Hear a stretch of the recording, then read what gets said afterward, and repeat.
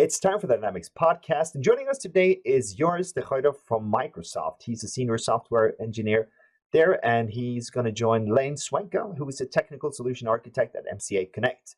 They're going to talk to Tommy and me, well, mostly Tommy, let's be honest, about everything that has to do with VSTS and Lifecycle Management. So stay tuned for a really technical and very interesting episode for everyone who's a developer or technical. And if you're a functional guy, you should probably learn something about this as well. So stay tuned.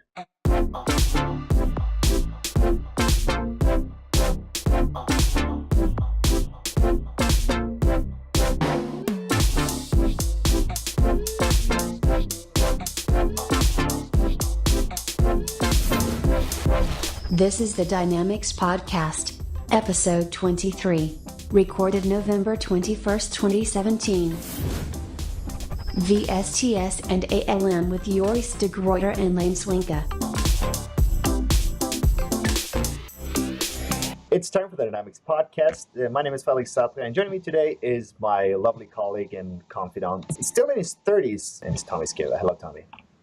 Hi, Fredrik. Thank you. That's right. I just got 1 week left in my 30s. Turning 40 next week. Yeah. Feel the pressure? No, I feel normal. I feel young, vibrant. I'm good. Okay, so yeah, vibrant Tommy Skaue is going to be here today talking to some really nice guests. I'm so happy to bring on Joris and Lane.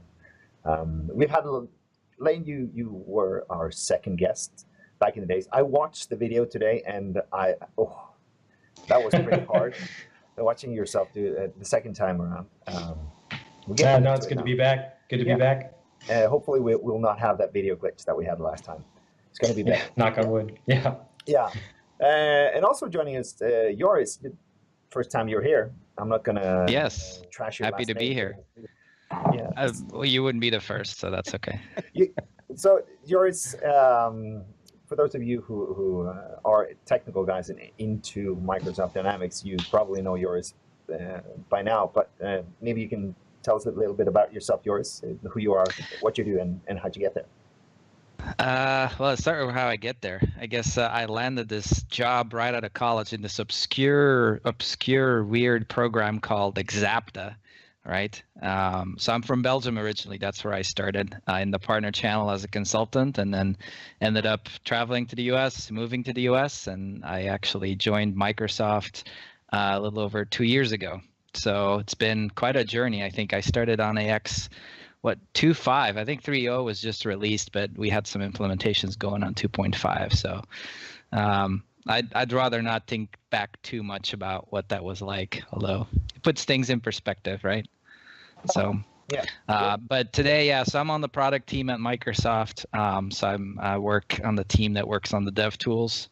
So we're responsible for, the Visual Studio stuff, the automated build, code upgrade, those types of, code-related things. The compiler, which I prefer not to touch myself. We have better experts for that. But broad range of dev-related stuff that we deal with. So what's a regular day like for you? What do you do in your day? It's a good question. I still have. Because, obviously I was an MVP, and now, as you guys know, but the audience may not, I'm still pretty involved with the MVP program, but then from the Microsoft side.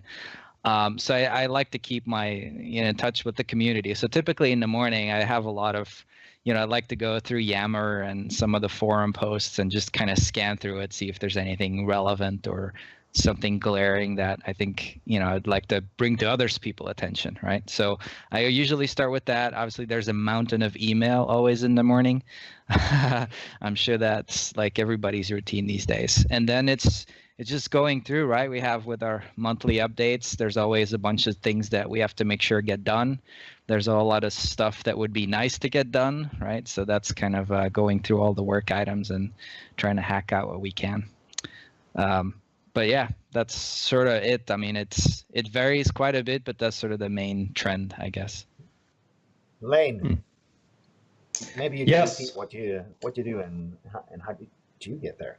What do you do every day? Yeah, absolutely. I'm a technical solution architect for MCA Connect, which is a gold partner in the CRM and ERP space for Dynamics. How I got here has kind of also been a wild journey. I feel like everyone who's kind of into AX as a part of the industry has kind of fallen into it, for lack of a better term. But out of college, I had an internship at a local biotech company, and they were just looking at replacing Epicor with AX 2012 at the time as part of the TAP program. And so we were, trying to figure out how do we do data migration, and we were using AIF services. And I have a web background, so I was, very into Drupal and web services and things like that, open source. And so trying to jump into the AIF, that was kind of where I cut my teeth, if you will. I was writing AIF services before I knew what a menu item was and how to put it on a form. So kind of a little bit backwards. But from there, I've worked on 4.0, 2009, 2012, the different flavors of AX7, different industries as well, entertainment, biotech, as I mentioned, different flavors of manufacturing, and then joined the partner space. So now I'm with MCA Connect. Day in the life, I'm as a technical architect, you're typically over one implementation. I'm currently over two implementations right now, both for 365 for operations as well as 365 for sales. So doing a combined implementation and trying to figure out what are the nuances between, the CRM and the ERP platforms and how they're starting to come together, and CDM and the works. So never a dull moment. If we get time, we can talk a bit about that, because we have so much on the agenda for today. But Tommy, you might want to just lead into what we're going to talk about today. Yeah, sure. I mean, I wanted to bring on Joris and also Lane, because I know there are skilled guys in Visual Studio team services, and wanted to make a show on that subject, that headline basically, and let's try to cover as much as we can all the ins and outs of VSTS and in relation to AX7 or Dynamics 365 for unified operations and enterprise edition sales and financial operations.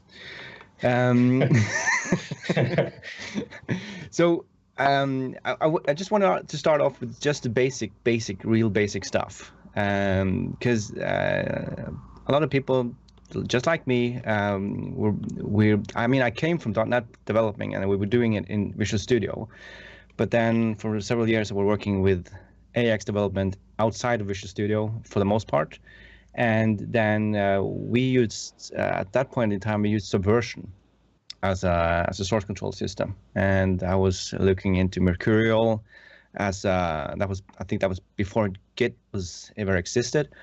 And then there was this huge chunk Microsoft product called was it called VCS? And then Visual Source Safe, Source Safe, that was it. Yes. And then there was TFS, Team Foundation Server, etc. We never got as far as installing and setting it up. But now with AX7 development, we're going to use VSTS, and we're going to use the TFS flavor of it.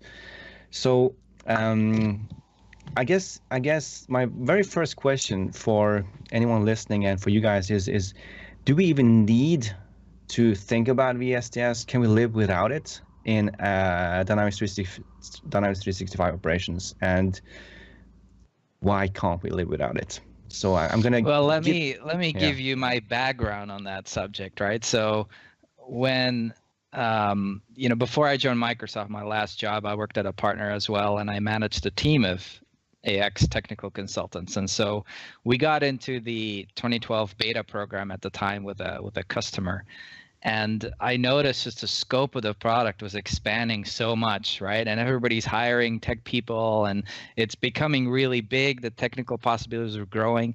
And so we were really looking at, okay, we need a better way to manage this. And so we started with 2009, and we tried on one implementation. We used Source Safe, because 2009 actually was the first version. Well, maybe did 4.0? No, I think 2009 was the first version that properly supported source control.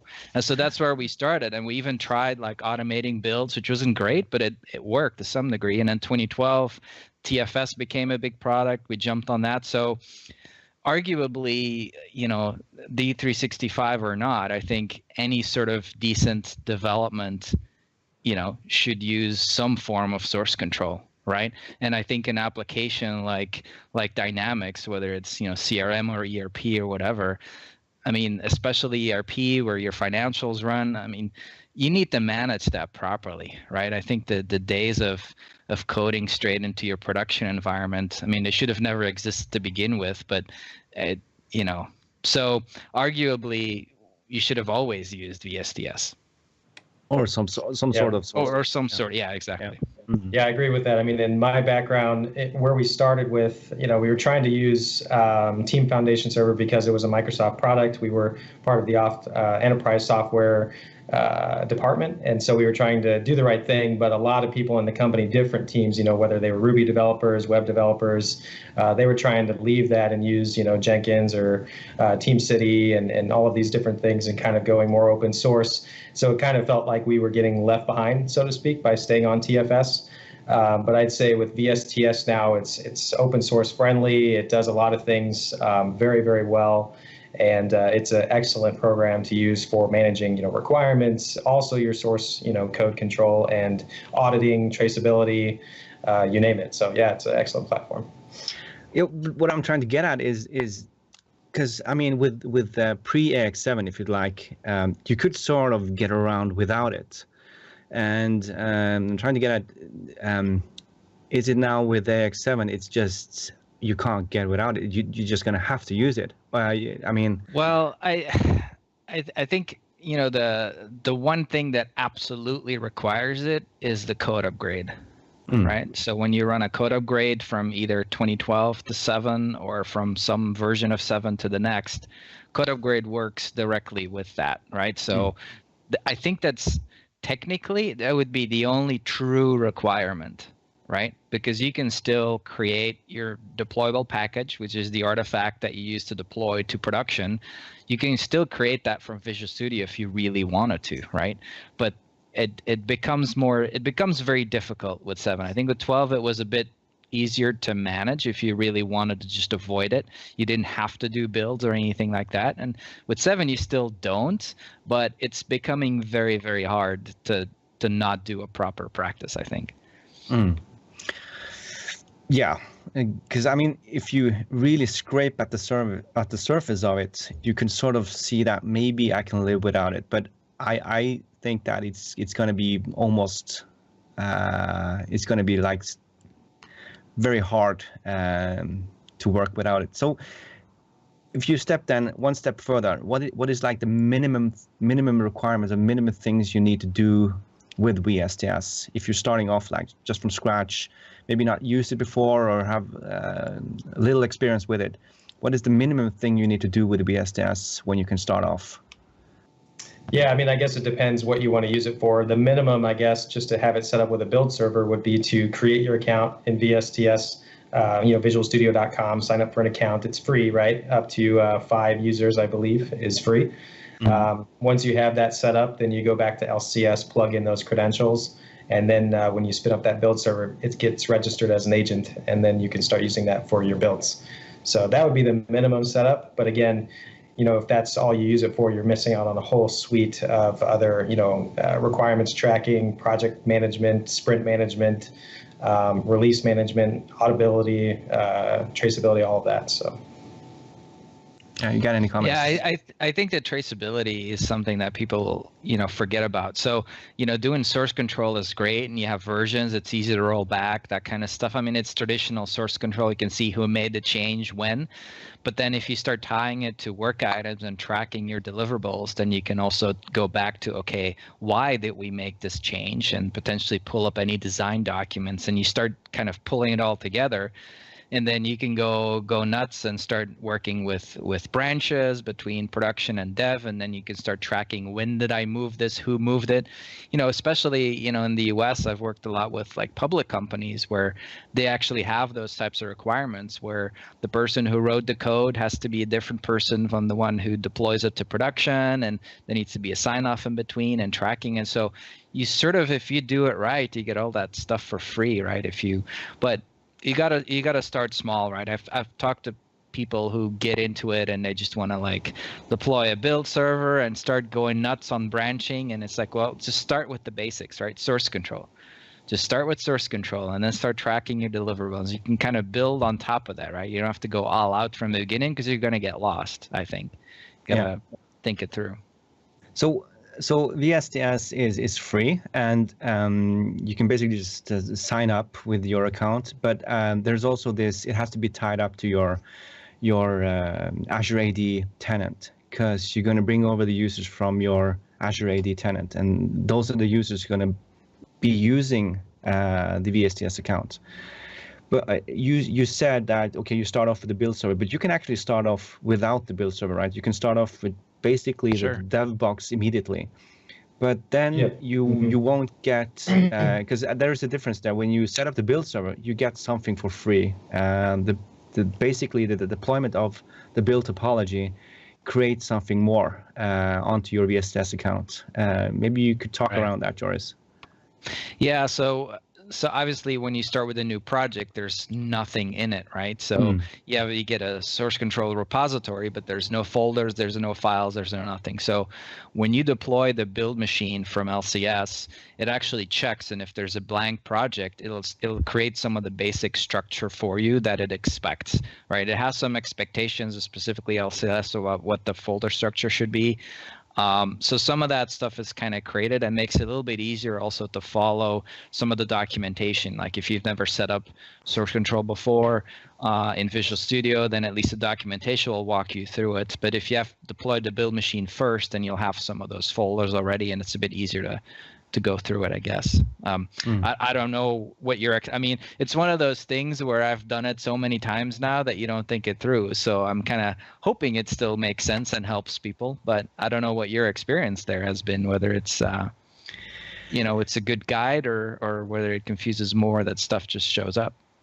Well, sure, the documentation on docs, and like it was on the wiki before, but now it's on docs, and it has matured a lot. So I mean, it's a little bit off topic, but I just want to emphasize that I find the documentations to be very, very good, and with all the screenshots, and it's being constantly updated, and the fact that we can actually provide feedback to the documentation as easy as we can on the new site is very, very good. That is my opinion. But it's going to get better, right? We're going to start allowing other people to contribute as well, like people from outside of Microsoft, like yourselves. If you find an issue, that you'll be able to actually help update it or flag it at least. So I think that's I agree. It's been a good move. I think that's going to help a lot, and also we see that with other products that more and more products are moving now to docs. So yeah, it's sort of a mandate, right, that we want to get everything. We used to have MSDN, and then there was a little bit of a split between MSDN and TechNet stuff sometimes, and then kind of fizzled out, and then some people did a wiki like we started out, but now it's all being consolidated in docs, and then actually all of the pages are their markup files that are in GitHub. So they're actually public. You can actually go look at those already. But there's plans to allow outside contributions to the GitHub repository of all the docs, which I think is pretty cool. Yeah, I think there was a rundown of that on Ignite, wasn't it? There was something about that. Could be, yeah. Yeah. So I'll link to that in the description below. So if you want to check that out.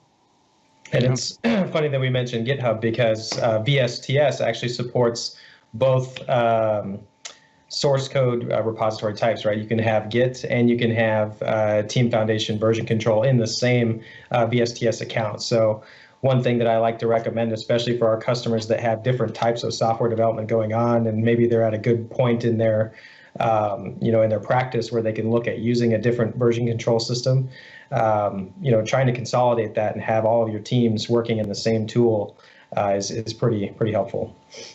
Yeah. How would you summarize, or how would you sort of say what's the difference between Git and NTFS as a source control system? That's a good question. I admittedly am more on the Team Foundation side, but one is much more client server. You can host the files on your local workspace, and then when you check them in, they're actually checked in on the server, whereas Git is a little bit more distributed, if you will. So each workstation or each workspace kind of works within their own check-in, check-out paradigm, and then they can sync that back to the main branch and do pull requests, things like that. So it's a different approach to the same thing. So yeah, it requires a bit of a mind shift. It's especially having had so much experience with Team Foundation's version control. To me, it took a long time to really understand. I mean, the way branches are done and managed are just so vastly different. It all makes sense, but it takes a while to get used to it. But actually, if you look it up online, there's quite a lot of great articles from MVPs and other people that kind of that get you into Git, like coming from Team Foundation server, how to understand Git, right? Because it is quite different. But I think the decentralized portion is the big draw, right? So yeah. Maybe you can touch upon that later on this show. So now. Back to starting off from scratch, going to step one, setting up the first build server, getting your artifacts on the VSTS project, and the folder structure which you refer to, which is you have like a trunk and then a main folder, and within that you have the metadata folder and the project folder. And now, what do you need to think about when these folders are created and you're now gonna start doing some customizations? What's the next step then? Yeah, I'll take that one, I guess. So the first thing that we typically have our team do on a project is on their individual developer VM, which is an important note, spin up Visual Studio and get connected to your workspace. So you want to connect your Visual Studio development environment to a workspace, potentially to an isolated branch as well. That kind of depends on your branching design, but you want to map your metadata folder to your packages folder on that machine, wherever that happens to be located. Different versions of AX7 have kind of moved that packages directory around, but depending on where that is, you want to map that to your metadata folder, and then also the projects just to your Visual Studio projects folder, so that you have that kind of natural, here are the solutions within my branch, and you can open those up pretty easily just right inside of Visual Studio. So once you have that set up, then it's kind of up to how you want to manage your check-in, check-out policy. Some teams don't check in their customization until it's code complete or finished, essentially. Others do daily check-ins, weekly check-ins, things like that. So you have kind of personal rollback points. At that point, it just kind of is how your team wants to manage that, and whether or not you require a work item to be associated to your code when you check in. That's one thing that we've done on our projects, where there's no code that could be checked into the source control system that isn't associated to at least one requirement, or maybe multiple requirements, depending on how you manage it. So that way, there's no unidentified code going into the repository, especially for public companies that may cherry pick a change set and say, tell me what this is for, who did it, how can we trace that through your system. So, but the minimum setup really is get that workspace mapped, and then you can check in and check out. And from there, depending on which branch you're checking into, that'll get picked up into a build. Yeah, and I think there's still quite a few people who don't do branching, right? I mean, if you're really new to source control, it gets confusing, or people ask, what should I be doing? It's like, well, if you don't know what branching is, you may just want to stay away for it for now, right? Just get used to source control, and then you'll find a good use for it as you get going. You'll start, like some of the comment you made about, some people check in every night or when it's code complete, whatever, but waiting until it's code complete could cause issues, right? If something happens to your machine, or it's taking too long and now you try to check it in and other people have touched the same objects, you got to do all this merging stuff. So, which actually is one of the draws of Git as well, right? That at least you have this local repository where you keep checking in and out, and then, you may end up having to do more merges, but yeah, so the branching is one of those things that, I mean, even in 2012, I do a lot of blogging on that. People kept asking, like, what should I do? What should I do? And it's like, I'm not going to tell you what you should do. I'll tell you what I'm doing, and you're very welcome to do the same. But so it can get a little bit complicated with the branching, especially if you haven't done it before, right? So it's still a hot topic, I think. So yeah, because you were fairly quick on that, Lane, just starting off with going directly on a branch. So you wouldn't start off with connecting directly to the main the main branch immediately. You would create yourself like a developer branch for, I don't know, the scope of the project that you're planning on developing on. Is that what you're saying? Yeah, so I'm pretty, I think a lot of people who are into branching are fairly opinionated about it. So I'm one of those as well. But with, our usual rollout, we have kind of a cookie cutter branching schematic that we employ on each project, where no one checks in directly into the trunk branch. That initial branch that's created by the build server, that's initially a folder in source control. We'll right click and convert that into a branch. And from there, one of the first things we do is we start to branch off of that so that developers are checking into a dev branch or even their own dev branch. And then that, again, just like Git, it gives you that isolated branch where you have your own environment, your own code base. You're checking in and out as often as you need to or as you wish. And then only when you're ready to promote that code up do you have to deal with merge conflicts and things like that. So that's our usual approach. And then once it gets up into the trunk branch through maybe through a build administrator or something like that, an isolated role, then it'll get picked up in the next build. Okay, that's interesting. So basically your scope is the individual developer. We try to do isolated branches. They're free, right? You just right click and peel off another one for another developer. Instantly, they get the latest version of all of the code that's from trunk. And from there, they can start their work. Also, another reason we've used various branches off of trunk is for multi-phase projects. So in some cases, you may have a dev and a test and a prod, and that goes live.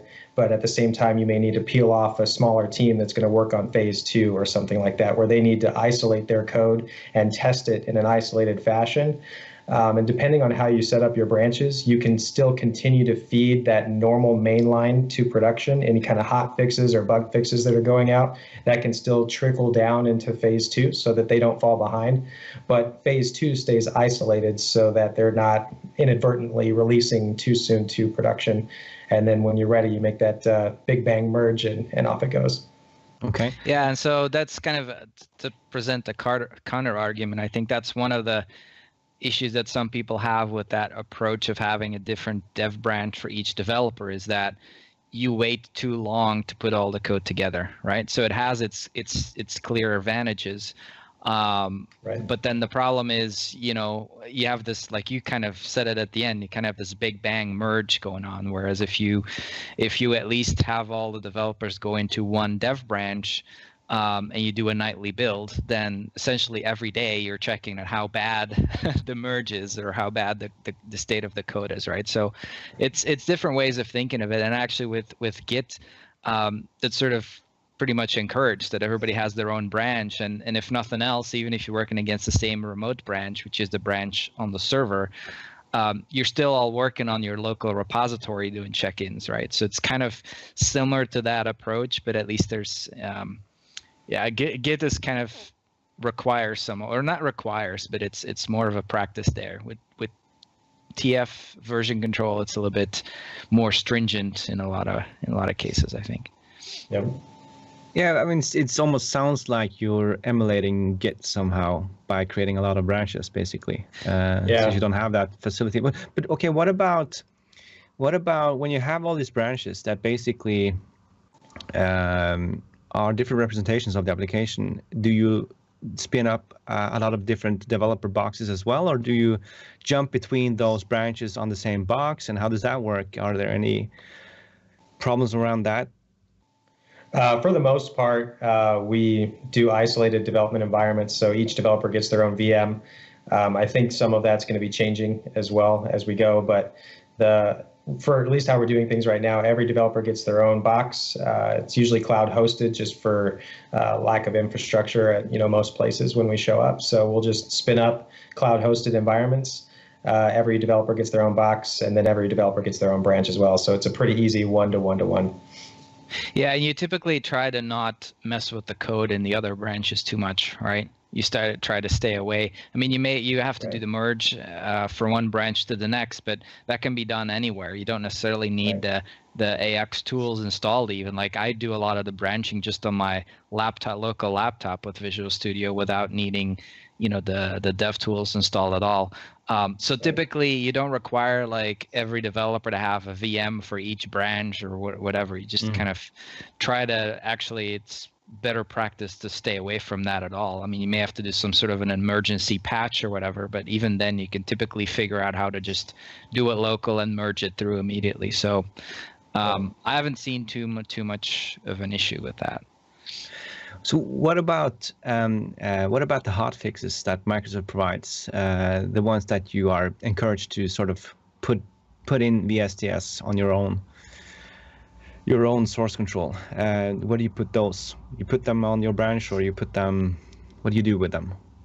Yeah, so just like anything, we'll start it on the dev tier. So we'll get a developer box, assign a developer to download that hotfix.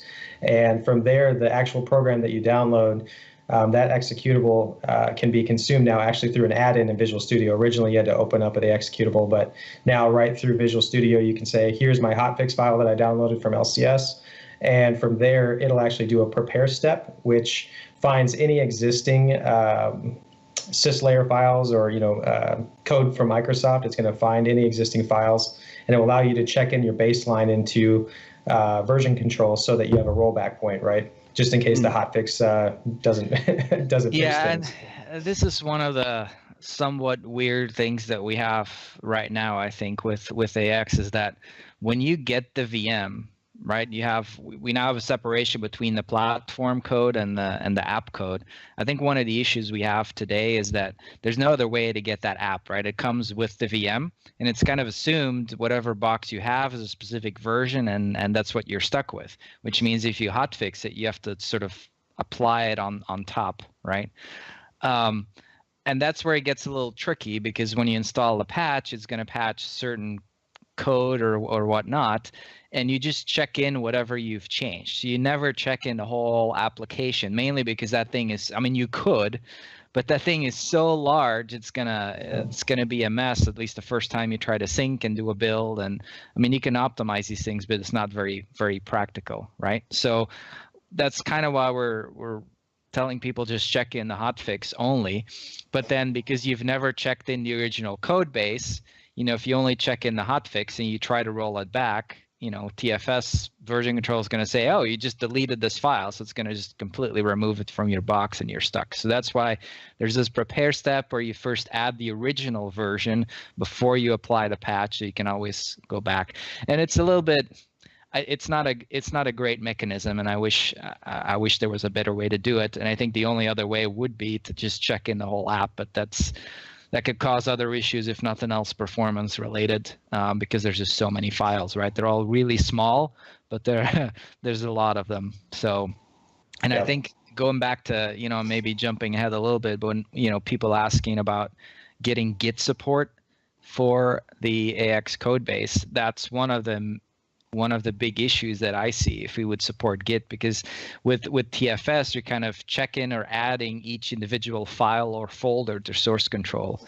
Whereas with Git, you have a folder, and everything that's in that folder will automatically be added to source control. Now you can start ignoring things and tell it, oh, don't add this or don't add that. But if we do this for AX, we'd have this ginormous Git ignore file to say, well, ignore this folder and all these files except this one that I've patched, and it gets crazy, right? So I think for now, that's, in my opinion, one of the big holdups for supporting Git in our dev tools is the way we do this patching. But obviously, looking forward to next year, when the whole story is going to change with our sealing of the application, then the whole story around hotfixing will change as well. Well, talk a little bit more about that. I opened Pandora's box on all sorts of topics right now. What was sealing to help us avoid this issue with having to commit Microsoft's own code to our VSTS? Well, the big thing with the sealing is that we can patch the application theoretically without breaking people's customizations, right? So today, if you have any sort of overlayering, if we change the code underneath it and you've overlayered it, then it's essentially ignoring what's in the lower layer. You have to start merging. Additionally, the whole code base has to be recompiled, right? Because if you're overlayering within one package, it's one .NET assembly, which means the whole thing has to be recompiled.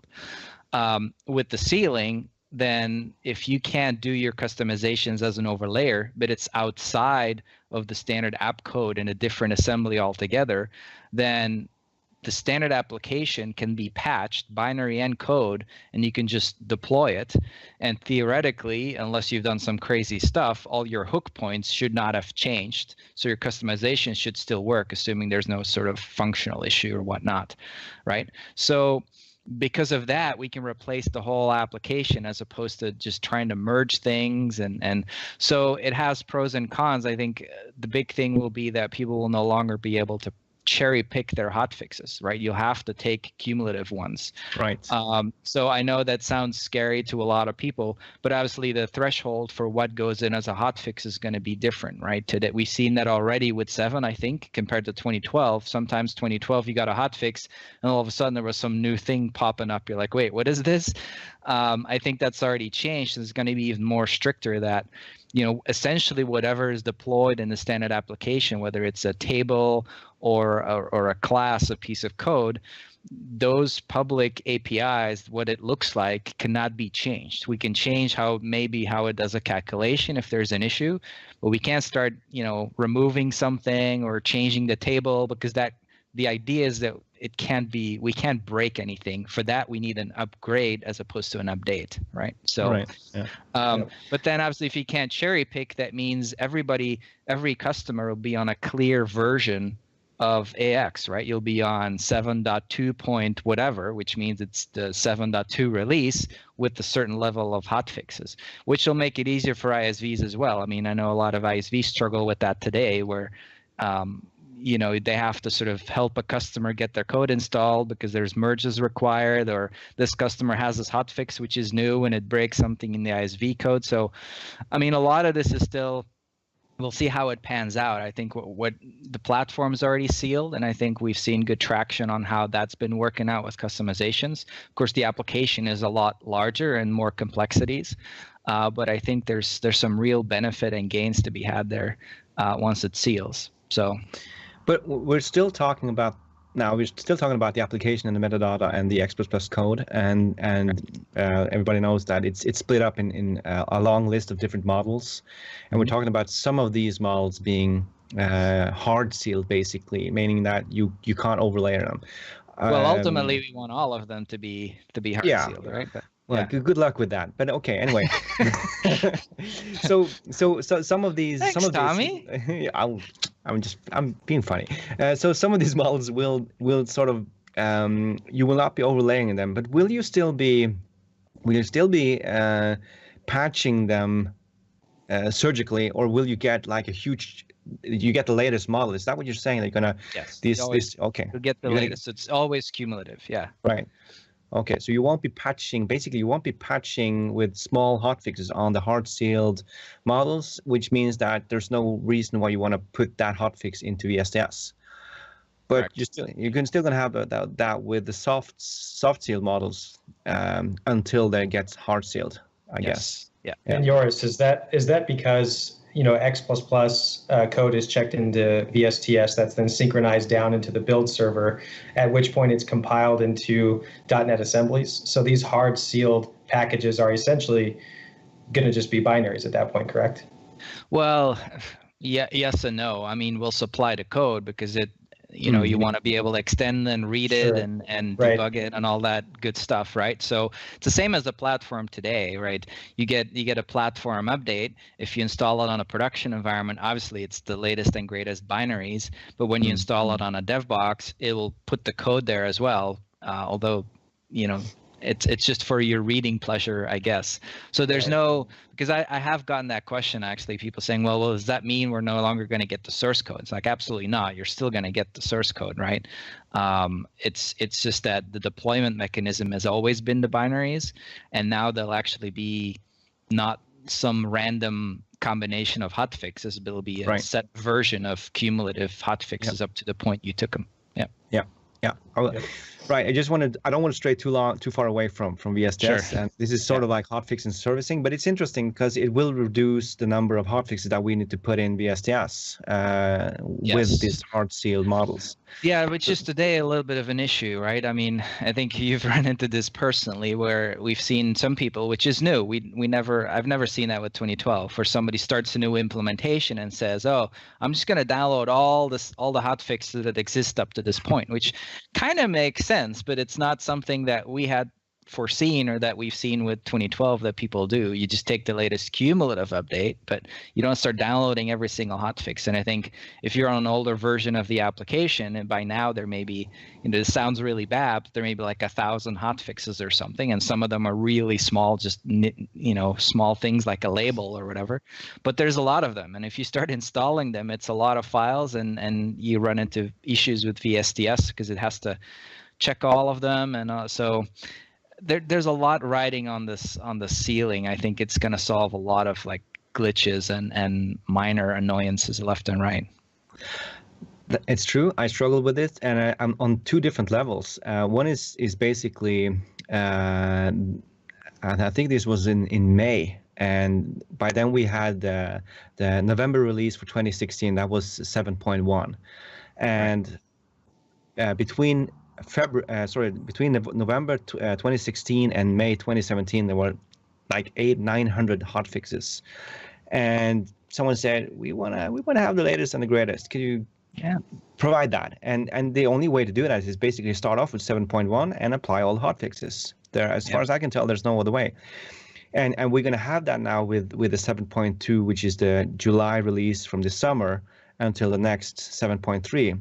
How do you get the latest and the finest? Well, you have to apply basically the July 2017 7.2, and then add hotfixes. And you're right, some of them could be totally irrelevant for what you want to do. But I have, for example, this guide I'm going to run through. This is updating the platform for general electronic reporting. And the first step is basically selecting all of the hotfixes for organization administration and apply them. And it's a fairly long list of hotfixes that needs to be installed. And it's just to get the GER to run with some Norwegian reporting. And I need to do that. And what was I getting at? I mean, struggles. It's just you sort of have to live with the fact that you have to install all of these hotfixes anyway.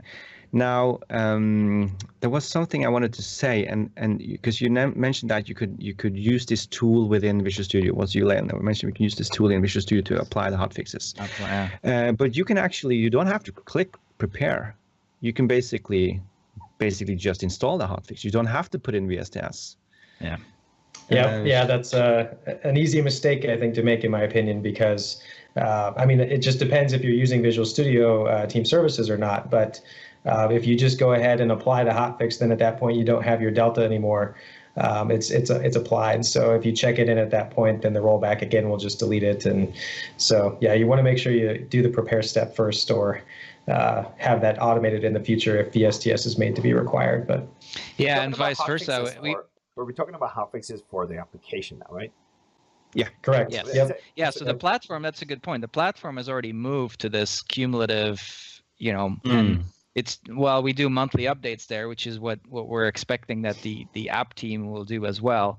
But there could be hotfixes in between, right? If there's some emergency patch that has happened, like security related or some sort of weird crash. But yeah, you're right. It is on the application right now. But your point, Tommy, about the prepare step is we've seen the opposite as well, where people hit prepare and then they hit apply. Oh, but you have to obviously close, check it in. Well, but you know what? It makes sense. Yeah, absolutely. I had some people run into that. I was like, man. So I believe we've recently, maybe it's not out yet, but in one of the platform updates, we're actually adding a dialog box that after you hit prepare, it says, "Great, good job. Now go check it in before you continue." Right. So it's things like that, and I know coming from the partner side as well, is I think the patching and updating strategy on AX over all these years, it's constantly evolved, right? I remember 2009 at some point they stopped doing granular hotfixes as well. You had to take the whole layer, but then there were exceptions, and then that just kind of got thrown out the door again. And it's evolved a lot. And I think now there's a lot more structure because we have source control, we have LCS, we have telemetry, we know what you have on the box or don't have. So it's gotten better, but I think it's still, this whole being able to cherry pick hotfixes is just causing a lot of different issues across the board. And I'm glad to see it gone, and I'm sure it'll be difficult, but I think it's the right thing. Yeah.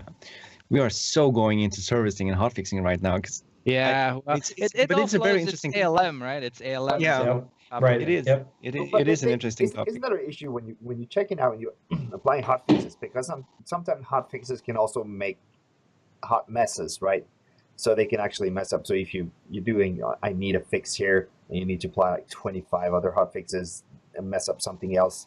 Yeah, exactly. I mean, that's another thing. You have all these dependencies, right? So yes.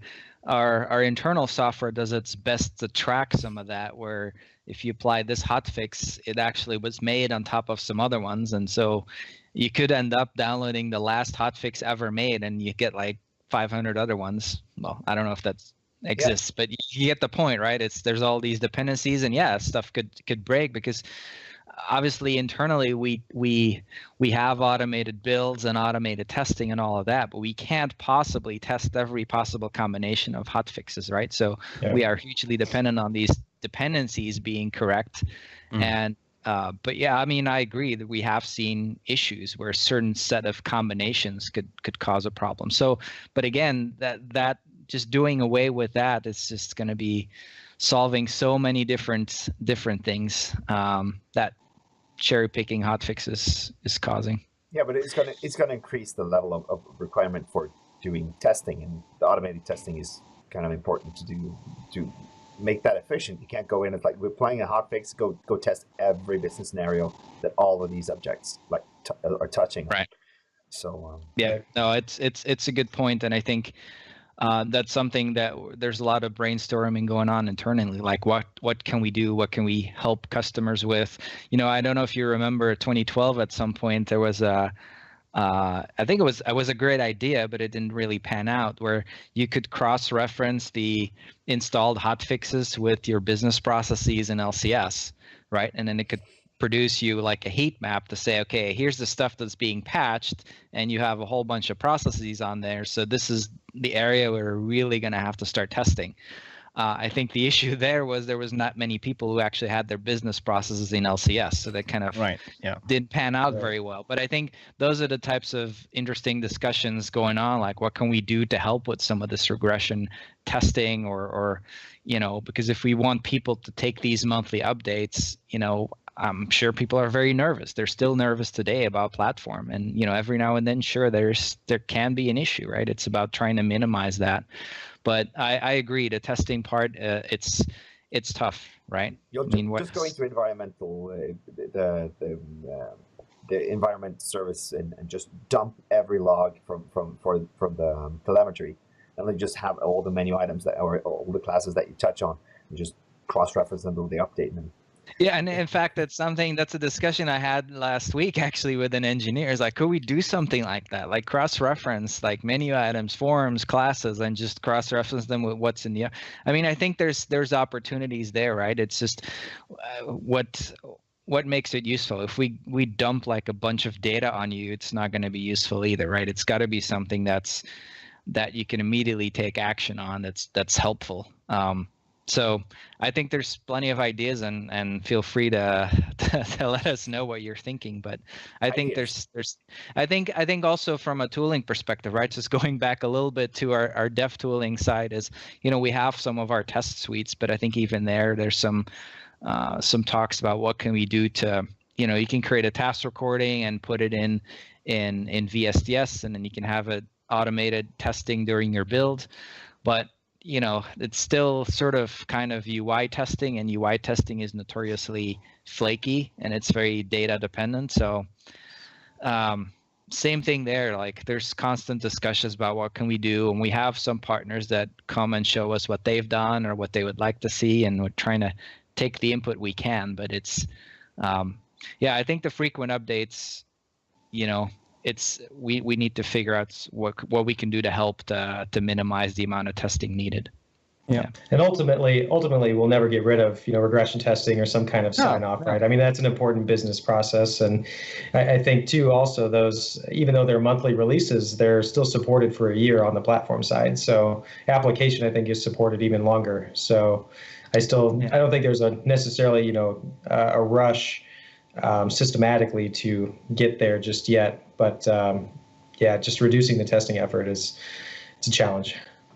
But there are so many cool things coming with the platform update. So I wonder how hard it will be to sort of remain on PU3 or PU8, because some of these platform updates they are heavy. They have a lot of new stuff coming, part of the platform. And so I wonder who will remain on like a fall 27 platform in the fall of 2018. That would be interesting. Yeah, but I think like Lane said, right, those are they're only supported for a year, right? So I don't know what that necessarily means in the field if a customer still is on PU1 or something, but technically, the support ends after a year. So you're supposed to, I guess that means you're supposed to take at least one platform update per year. I guess that's what it boils down to, right?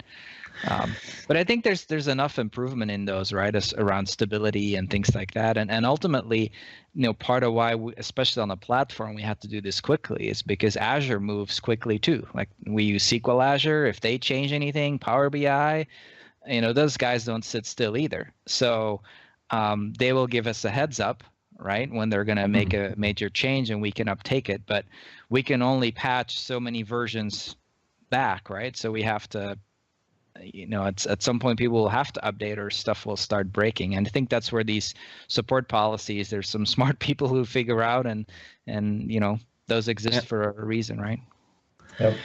We got a question on the chat on just creating a snapshot of the branch before applying the hotfixes. I think I just want to reiterate what that process is. When you you download this basically it's a hotfix package that is basically a zip file. So you can just rename the extension to zip and just unzip it and look inside of that. There's another set of zip files you can rename the extension, unzip and have a look at them.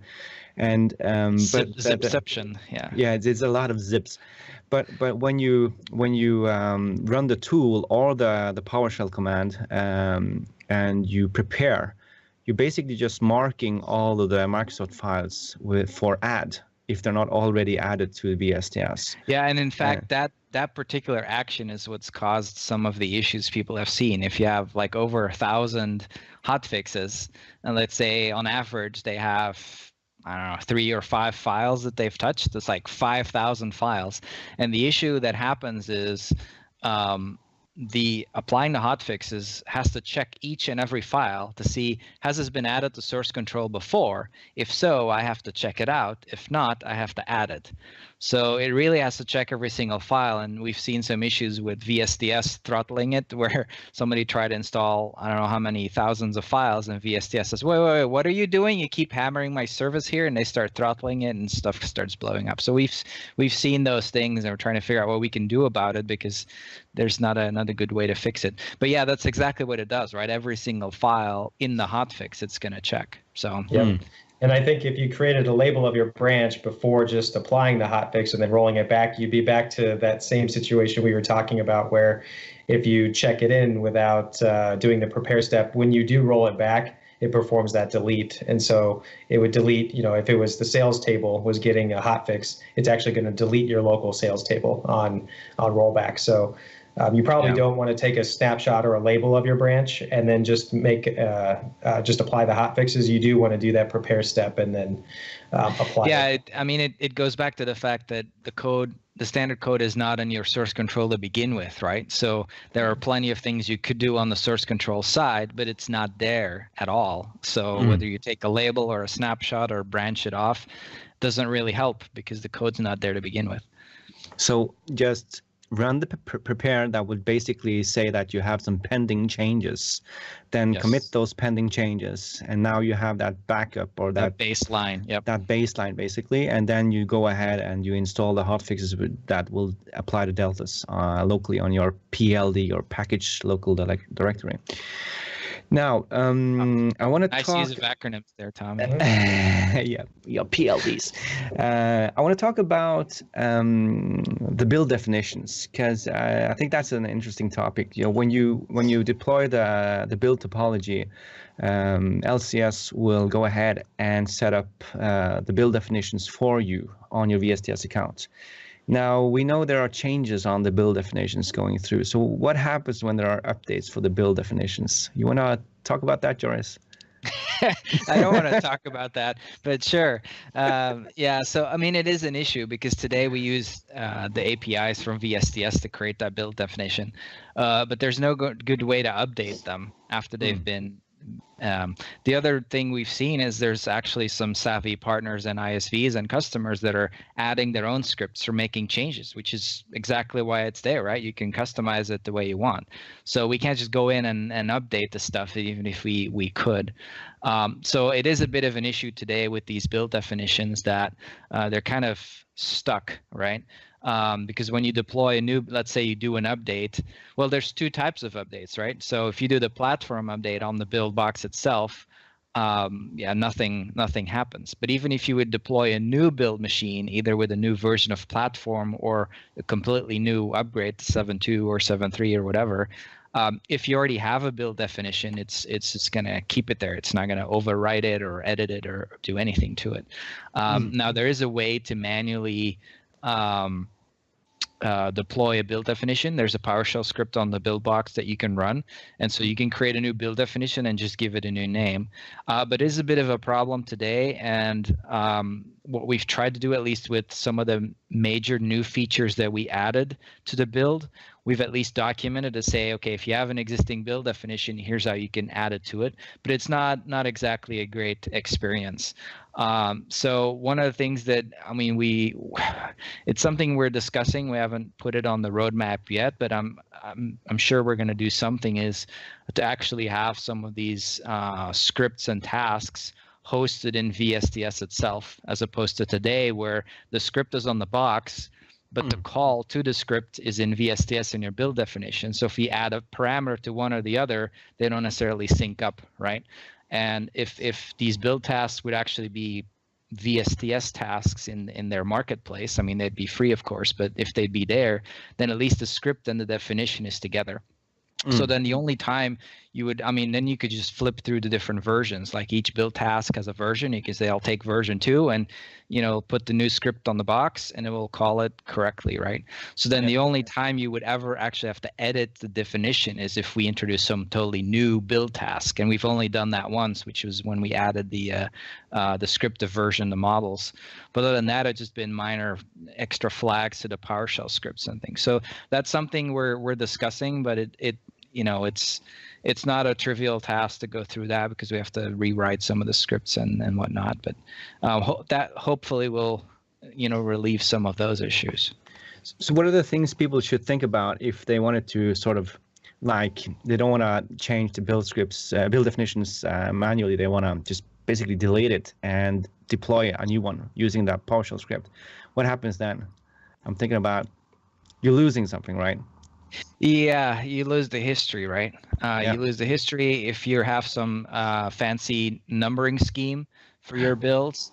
Those reset as well. So, and that's part of why I don't like to redeploy either, because you're absolutely right. It has plenty of drawbacks from a history perspective. That's absolutely true. Yep. Good stuff. Yeah, I think one positive thing around the build definitions is that once it's created, you can copy it in VSTS and you can have multiple build definitions, right? So a lot of our customers like to do a two-tiered testing approach, where you've got an original test environment that has, 10 customizations in it or 10 hotfixes that need review. Of that, maybe 2 get approved for release to production that weekend. And so you have another build definition and potentially another branch then that you would do that segregation of code. And then you've got a separate package that gets uploaded to VSTS, and you can manage it separately that way. So it's pretty handy that it gets uploaded, and from there, yeah, you can pretty much do whatever you want to it. So. Yeah, and creating the copies, you can get very creative, right? I mean, you could, what I like to tell people is for every purpose that you have, create its own build definition, right? And we have some people that, which is fine, but people that have like a nightly build, so they set one of the build definition to run every night, but then use the same one to run it manually to do a deployment. It's like, well, just set up different ones, right? You can now do gated check-ins, nightly builds. You can have a continuous integration where as soon as you check in some code, it runs a build. But you can then start optimizing these things, right? If we're just doing a quick compile right after check-in, turn off report deployment, turn off database sync, right? Make it fast and quick just to do a quick sanity check. So you can play with a lot of these settings. And so just copying the build definitions allows you to do a lot of different cool things and play with it, but still keep one build definition that's like the one that produces the packages to go to production or something. And I think you can even set security on those, but I'm not 100% sure. I think there's some features around that as well. Yep, you can. Yeah. Yeah, setting up different build definitions is something. So that ties into the next thing I want to talk about. What about what are the things we can do to play around with having maybe the same, using multiple different build agents on different machines? I know you're doing that, Lane, in some of your projects. Can you talk about that? Absolutely. Yeah, absolutely. So for each of our customers, we typically set up just one build VM per base version of the application. So if they're on 7.2 right now, we've got one build box, one build agent. Again, we've got two different test environments, right? We've got that initial test environment, then we have more of a pre-prod environment. But that same build box can build both branches of the code because it actually does a clean of the source code that it downloads and resyncs with the new branch. So that's really one thing that's drastically different from 2012, where we had to essentially have two different build machines because of the element IDs in the model store. A lot of that headache is gone now. So you can just have one build box. It will sync from different branches and build as appropriate, as long as it's the same base version of the application. So you can't do that with a 7.3 or something when that comes out. But then we also set up different build agents. We installed the VSTS build agent on our target test environments as well, so that we can use the release features in VSTS. So that is something that's not set up automatically. I believe that's actually one of the things I talked about on the first time I was on the podcast. Yep. And I mentioned that I'd have that code in GitHub, and I don't know how many months it's been, but that code is. You're on the record, Lane. You're on the record. Yeah.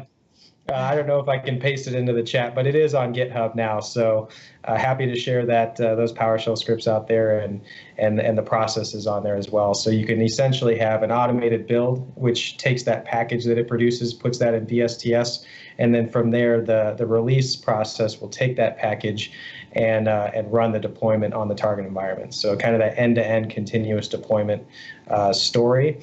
The caveat to that, of course, is that you can't use that to deploy to production.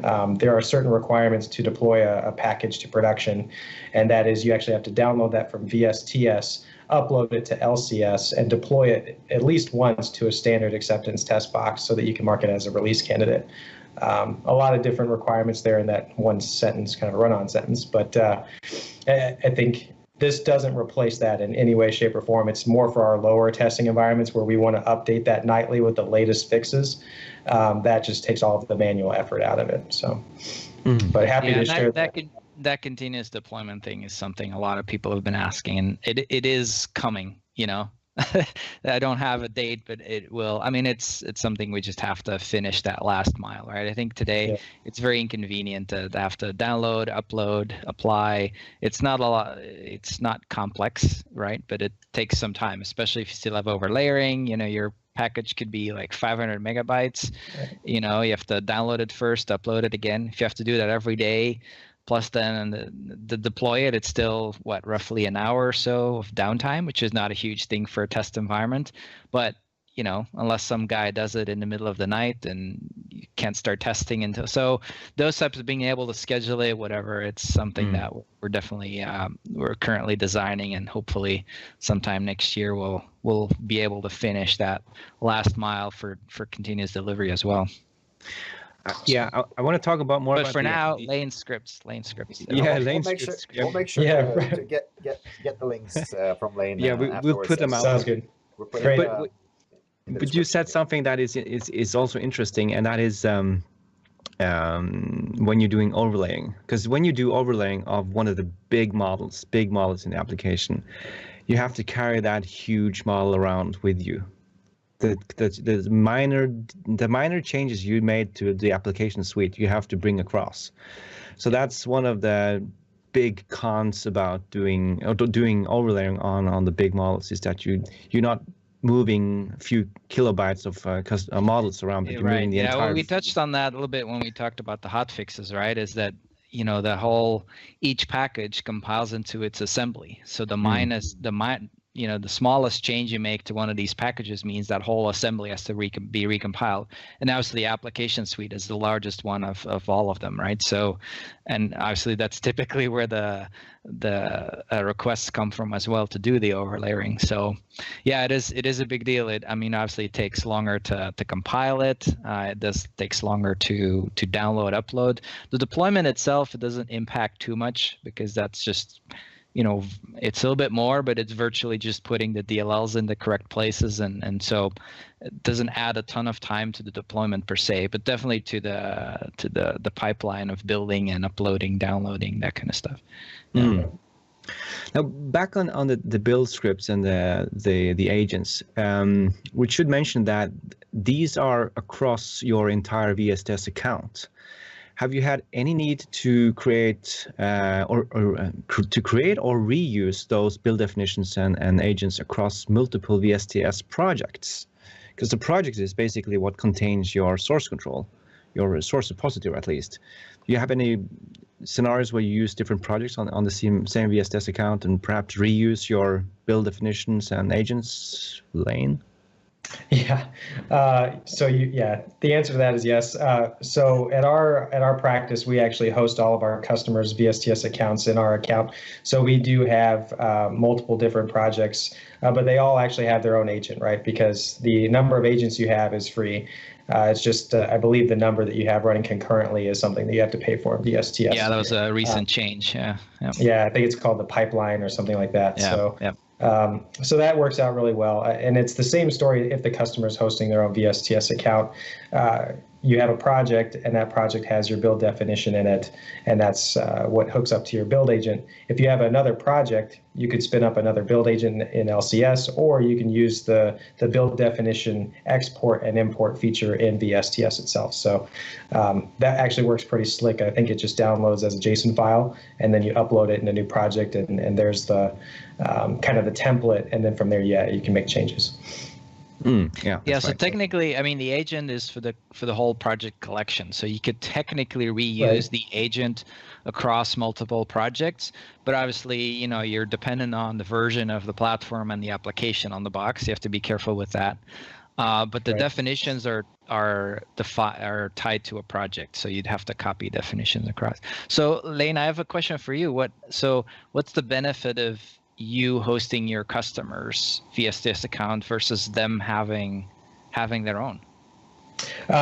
Selfish reasons, but for us, it's keeping our process consistent. So making sure that each project that we have is set up in the exact same way with the exact same custom work items and custom dashboards and things like that. So our consultants can go from customer A to customer B and instantly be effective and know where to look for their work, because it's all organized exactly the same.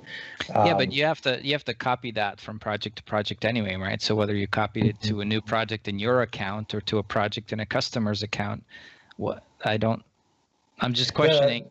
It's a good question. Some of the setup around dashboards and things, queries, things like that, you have to set up for sure. But one thing that you can look at around the custom work item types is the process templates. So you can set up a process template with all of your custom fields, and then you can use that process template on every project that's created. Right. Okay. So all of your fields kind of roll out for you. So that works out really well. Also, Power BI is connected to our account, so then we can look at Power BI reports across all of our implementations to kind of see who's on track, who's not on track, and things like that. So yeah, that's a big deal. Yeah. Yep. So then you add your customers as guests to your Active Directory? We do, yep. So they're guests in our directory, and we essentially pay for all of their accounts because, again, VSTS is free for the first 5 users. But then after that, we're way beyond 5 at this point. So, but it's just something that we absorb in the project and seems to work well for all the benefits that it has for us. But then the question is, once they go live, the way that you set up your project in VSTS for an implementation may not be how you want to run things after go live, right? So sometimes our customers want to stay on VSTS with us and just transfer it to our support team. In other cases, they want to kind of take it and run with it in a different way, maybe running with steering committees, things like that. It's not project mode anymore, it's go live mode. So that's also a nice clean split where they may want to set up their own VSTS account and set up their own kind of approach. And really all you have to do at that point is change the connection in LCS and you're in good shape. You would lose some of the build history and things like that, but there are tools out there to actually do project to project transfer, even if it's within a different account. So it works pretty well. Yeah, maybe we should say a couple of words on that, because when people or the consultants, they log on to the LCS account, they're going to see this huge warning sign that says that their VSTS thing is not correctly set up and they should fix it right now, right? But they're not. Right. So, but with anyone that has the level of OCD that us developers have, they're going to look at that warning sign. They can't do anything unless that is gone. So, but just so you need to, like you said, you need to add them as guest accounts in the customer's tenant if you want to add them to the customer's VSTS account. But what I've seen is that they do that, but they remain as guest account, only they are still invited. They haven't really got that email that basically moves them from being an invited guest to an actual guest. So they need to be a proper guest. So they need to check their spam folder or what have you to see if they got that email and say, yeah, sure, I want to be a guest in the customers. As a partner, we get that. And then unless they haven't done that, they won't be able to fully use the VSTS use that they have in VSTS. Right. So, yeah. Yeah, and the opposite is true, right? For our customers, when we say, okay, here's our welcoming onboarding email, you should be expecting this AAD invitation from Microsoft that says, welcome to our tenant. If that goes to spam, then a lot of folks just, hey, I can't log in. But it's, you have to find that invitation and act on it before you get the access. Yep. And it's pretty easy to figure out if you have access to the Azure AD. It's just basically to log on and hook up the list of all the guest users and find the guest user, check his profile, and you'll see that he's a invited guest, and you can resend the invitation directly from the Azure portal. Yep. We got a question on the chat for using release management, and basically, as far as I understand, keeping track of the release. For the different environments using VSTS. Are you doing anything like that? Yeah, absolutely. And actually, I can share my screen. I'm not sure how much more time we have on the episode, but be happy to share my screen and look at some of that, or also just share some details. But essentially, we are using full release management, taking the artifacts and deploying those to the environments, and managing those approvals as well. So we do have some customers that will not allow the package to actually be deployed unless it's been approved by someone in the business and not on the IT side, so kind of segregation of duties. But all of that's tracked and managed within VSTS.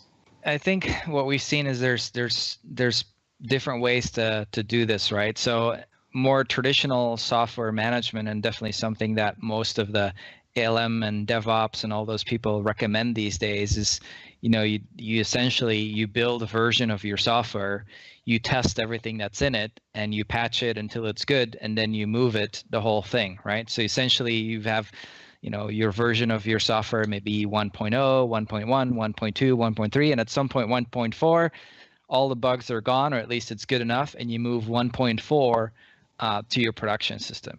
Traditionally, what we've seen a lot, especially before we had any sort of ALM story with AX, is people doing these feature releases, right? So you don't move a whole version of everything you got. You move whatever customization you've made and tested, you move that to the next piece. And there's still a lot of customers that do it that way, and it's very it's very tempting, obviously, to say, okay, as soon as one thing's ready, we just move it. But it's sort of like to get people to get in sort of that sprint mode, right? Where you say every week, maybe during the implementation, or every 2 weeks or whatever, we kind of accumulate everything, we test it, and if it's good, we'll move it along. And at that point, you could just have one build that just keeps incrementing until you're good and you take it. Or people go into branching mode and say we have a branch for development, for test and production, and we move each individual customization to the next branch as we've tested and approved it, right? Yeah. And I think there's still a lot of that going on, and I understand why. But I think the sprint mode is definitely something that would be good if we'd get more people into that.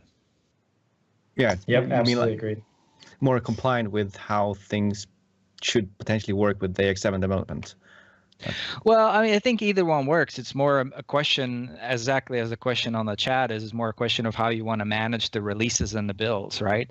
But I think ultimately it has benefits. And I think, in fact, going back to some comment I made earlier around companies that are audited and things like that, a lot of times they have to prove that what they move to production is exactly what they tested. And technically, if you just move one piece of code by itself, although it was tested on an environment where a bunch of other code was as well, that is technically not compliant, right? So there's a lot of good reasons. And it's similar to what we were talking about, hotfixing the app itself, right? Do you want to cherry pick stuff, or just want to have a specific version that has been tested completely and then move that along, right? It's same type of mindset, I guess.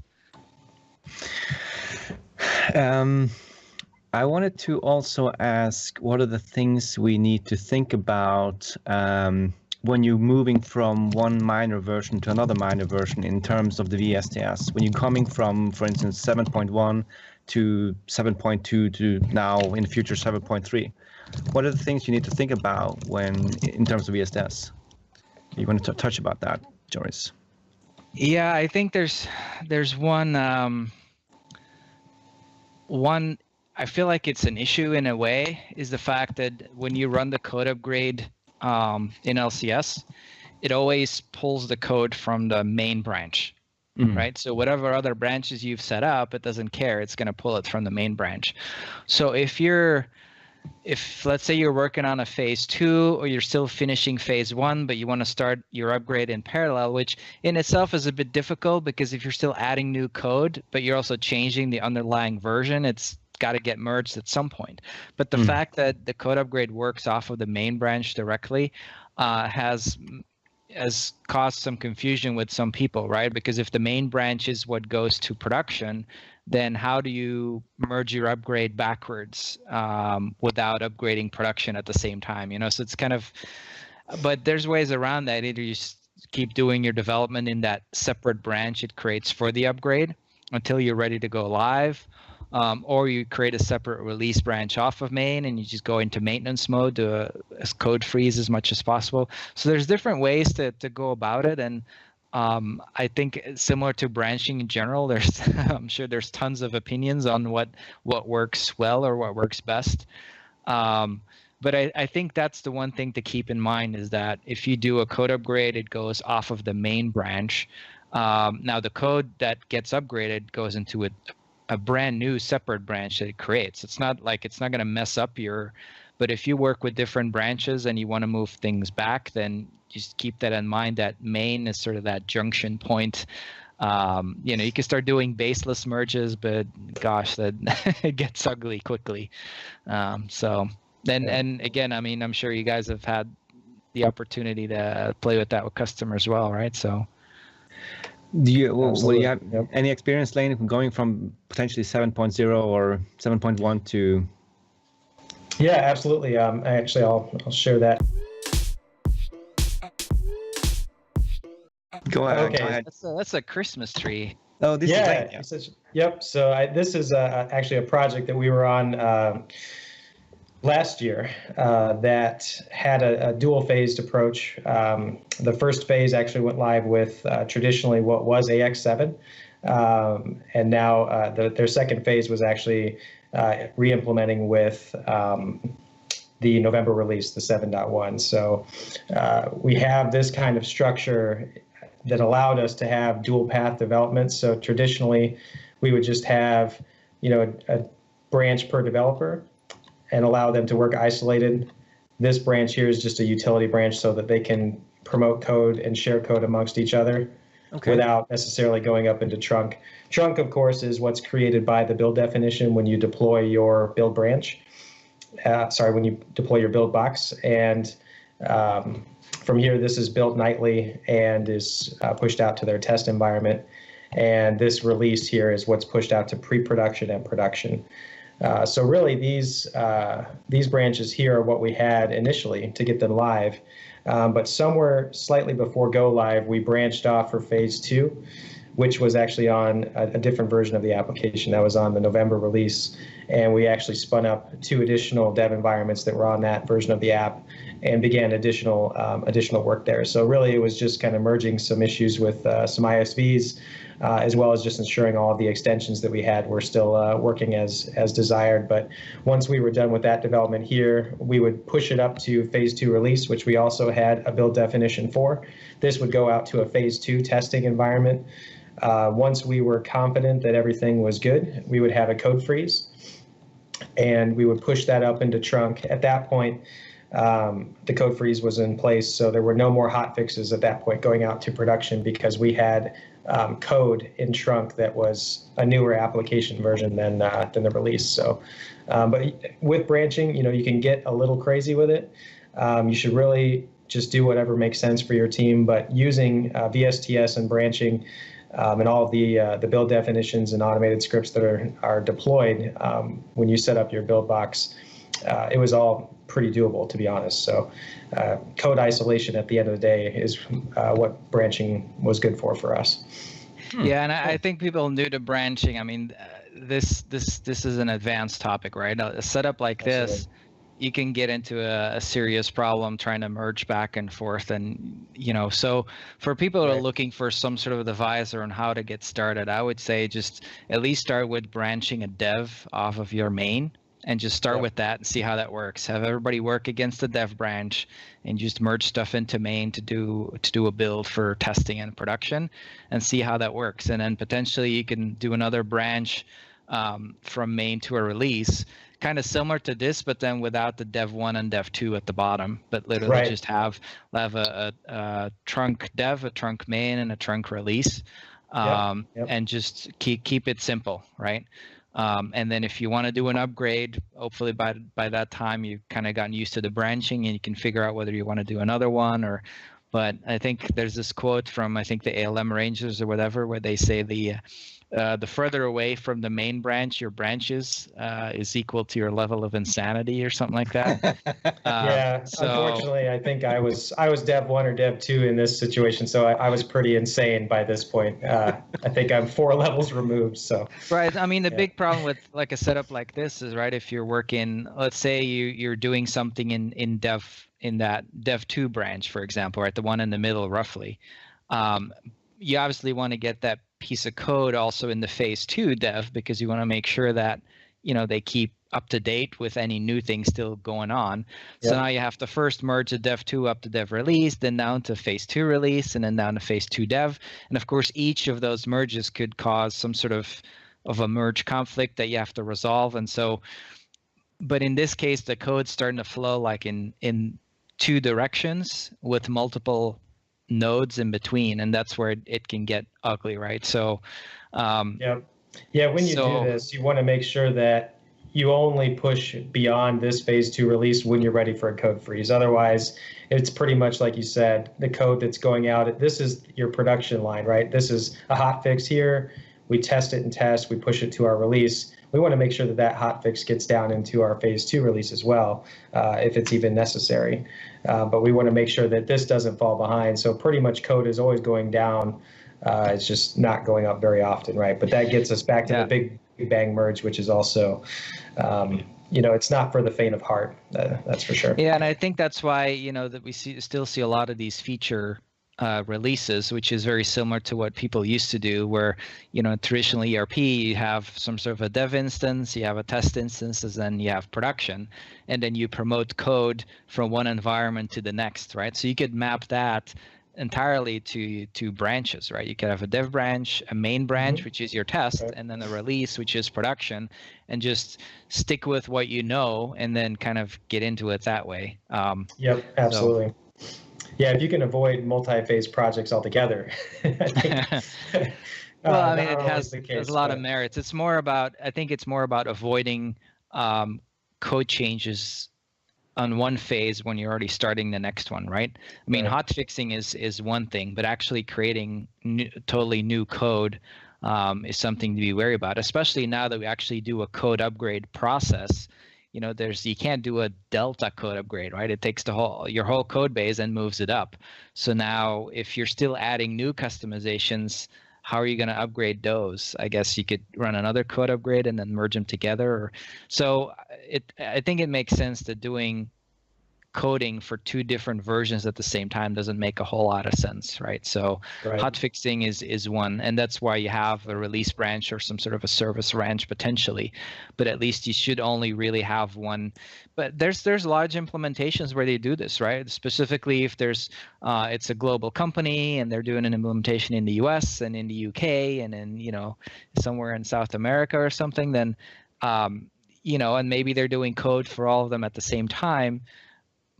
But then there's still something to be said about, should it not be in one branch anyway? Because at some point it's going to have to come together. It's all about what you're doing, right? And just trying to keep it simple, both from a branching perspective, release perspective, as well as from just managing all the moving parts to an implementation. Absolutely. Did you use the LCS code upgrade for going from one minor version to another minor version lane?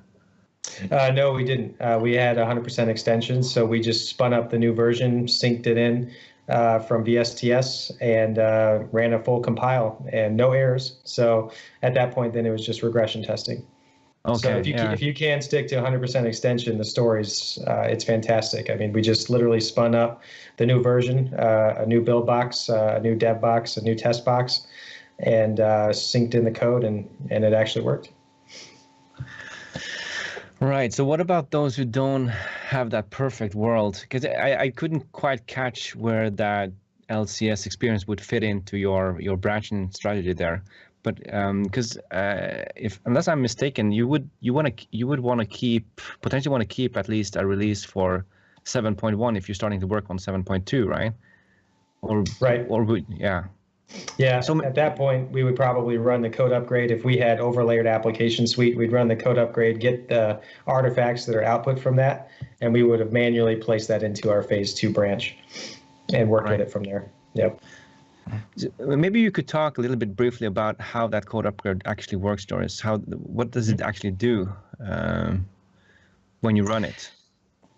Yeah, so I mean, there's a lot of different things, but the main thing is really about doing sort of a code merge, right? So if you look at today in 7, when you do an overlayer, it actually stores only the little piece that you've changed. So if you change one little property, you change the label something, only that label will be stored as an overlayer. You know, in the past, if you look back to 2012 and even worse in 2009 or before, depending on what you were customizing exactly, you could have the whole object would get copied, right? In 2009, if you had a form and you wanted to add a control to it, essentially the whole form was copied to your layer. Now you owned it. So whatever got changed below it was literally overlayered, right? It was, you didn't see it. So that meant that every upgrade, you had to start doing a compare and merge things in.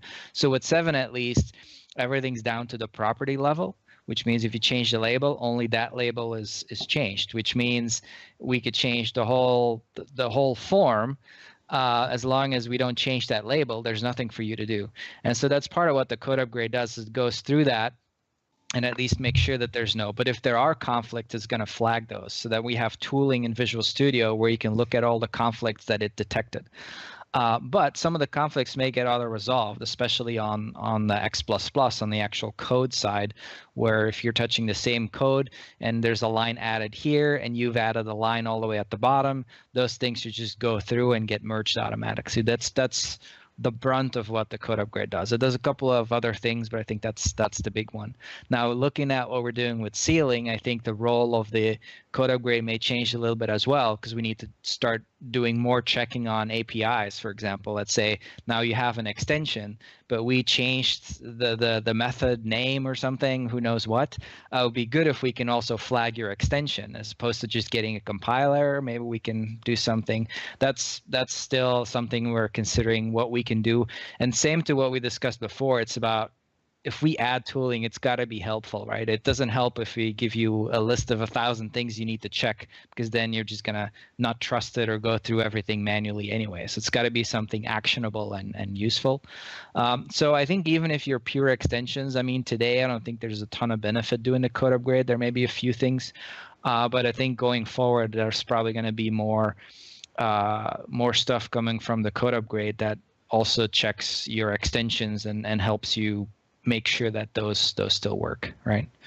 But it all goes in a separate branch, just to kind of finish off that story. So what it does is it copies your whole main branch, then it compares it with the version of AX that you had, that you're coming from, and then it compares with the version you're going to, and there's sort of that compare and merge. The other thing, actually, even on the properties, I'm saying we're doing the properties, but if you look at one of these Delta files of your overlayer, it actually doesn't just store the property you've changed, but also stores the value of the property before you changed it. So that essentially when you do the upgrade, there's like this three-way thing that it can do, right? If you go back, anyone who's ever done an upgrade for AX in any of the previous versions, you typically had the old version of AX open so you could see what actually the change was, because if you looked at the code or something in the new version, there's a lot of differences, and you're trying to figure out which one is mine, which one was a Microsoft change. You know, if you've commented your code, which is a typical AX thing to do, where you mark your code with begin and end, right? So you know that these two lines I changed, so anything else that is changed is probably not a customization, but a hotfix change or whatever. But even then, I mean, there's this three-way merge that most people did, essentially old system, new system, and comparing everything. But because we're now storing the original value, and the value you changed it to, then if we do an upgrade, we can check is the value in the new version the same as your original, then we can just keep your customization as is and we don't have to worry about it. But now if you've changed the label as well and you've changed it too, then obviously there's a conflict that we want you to consider. So there's a lot of intelligence in that respect. All right. So, and you know what I want to ask next, but I'm going to ask something first before that. So basically, what you end up with is that you get in your VSTS account, in your source repository, you get the result of the code upgrade tool as its own branch, basically. Yep. Yeah. Now, based on that as well, what it also does is remove the hotfixes. Oh, yeah, so that's what I was going to ask. If you had added hotfixes, you know, we talked a lot about that already. You have to change and add them to source control. Obviously, the assumption is the hotfix will be in the next version, which, by the way, is not technically true. There is technically a possibility, right? Let's say 7.3 comes out in December. You're still on 7.2. And in February, you take a hotfix on 7.2, it is possible that hotfix also applies to 7.3, right? So for the most part, I mean, these hotfixes will get removed during the code upgrade. It's assuming you start with a clean slate. But it is useful to kind of look, if you're going through that upgrade, to maybe check some of the hotfixes to make sure you don't have to reapply the 7.3 version of the hotfix or whatnot. Oh, okay. So, yeah. But basically, all of the hotfixes. That's a free tip. I won't charge you for that. No, that's fine. This podcast is free as well. But basically all hotfixes will be removed as part of that code upgrade. But what you're saying is that there could be hotfixes that you need to reapply. That is 7.3 compliance. Yeah. Technically, you could, especially if you're well behind on your versions, then yes, there could be, right. But surely you had to, even though with Lane you had only extension models, so you didn't have to, you could sort of live without the code upgrade experience, but because you didn't have any overlayering. But you did patch your environments, you did patch your solutions. So what do you do with those patches when you going from one binary version to another? Yeah, we made sure that the hotfixes were there, and at least for us, it seemed like that they were part of the next version. So. Yeah, but I guess what he's asking, then you have to manually delete them from source control. Yeah. Right. Yeah, that's true. Yeah, that is part of the process. I believe it says to delete the hotfixes out of your branch when you're upgrading. So. Yeah. It was pretty quick actually at that point. And you want to do that before you hook up your new box to source control. That is correct. Yep. Another reason why the separate branches was kind of nice. We made those changes, hooked up the workspaces, and then we were in good shape. Yeah. Right. Yep. Yeah, and that maybe should be mentioned that when you're going from one minor version to another, going from 7.1 to 7.2 or 7.2 to 7.3, you're gonna start off with a new VM anyway, with a completely new on the, and that doesn't have anything to do with VSTS necessarily, but it's interesting that whenever you deploy a new VM, at least in LCS, whatever version that is the latest. So it has the latest version of whatever supported at that point in time. So, yeah.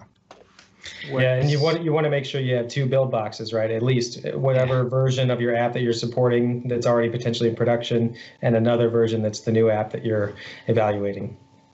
Yep. Well, so what do you mean by, say, you get the latest version of what automatically? Everything that's on the box, SQL Server, at least a Tier 1 developer box, and all the platform you apply, all of the software that's on the box. Right. But it's, I mean, when you say latest version, yes, okay, I see what you mean. Now, it's well, not like you get all the hotfixes or whatever, right? We discussed that, or not the latest platform. You pick a version, and that's what you get. But yeah, that's true. Some of the redeployments may have a newer version of SQL or whatnot. So, one of the things that's obviously coming, again, I don't have any dates or whatever, but we'll have to start looking at supporting Visual Studio 2017. So that'll probably at some point you'll redeploy a box, and all of a sudden be VS 2017. So, but those things, yeah, absolutely. The deployment will get you the latest SQL or SQL reporting that we want you to have for that version of the platform, right? Because those things are typically tied to the platform version, not necessarily the app. Yeah. So now, Kurt is asking a couple of questions in the chat. He's asking if Microsoft used branching internally. We do, and we have a certain level of insanity for sure.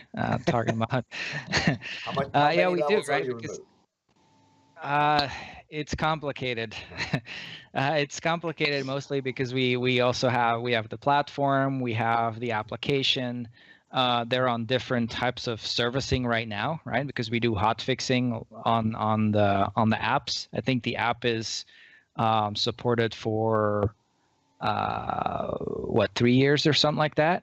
I think technically, I don't know. Don't quote me on that. It's online somewhere. But that means we have to be able to hotfix each one of these.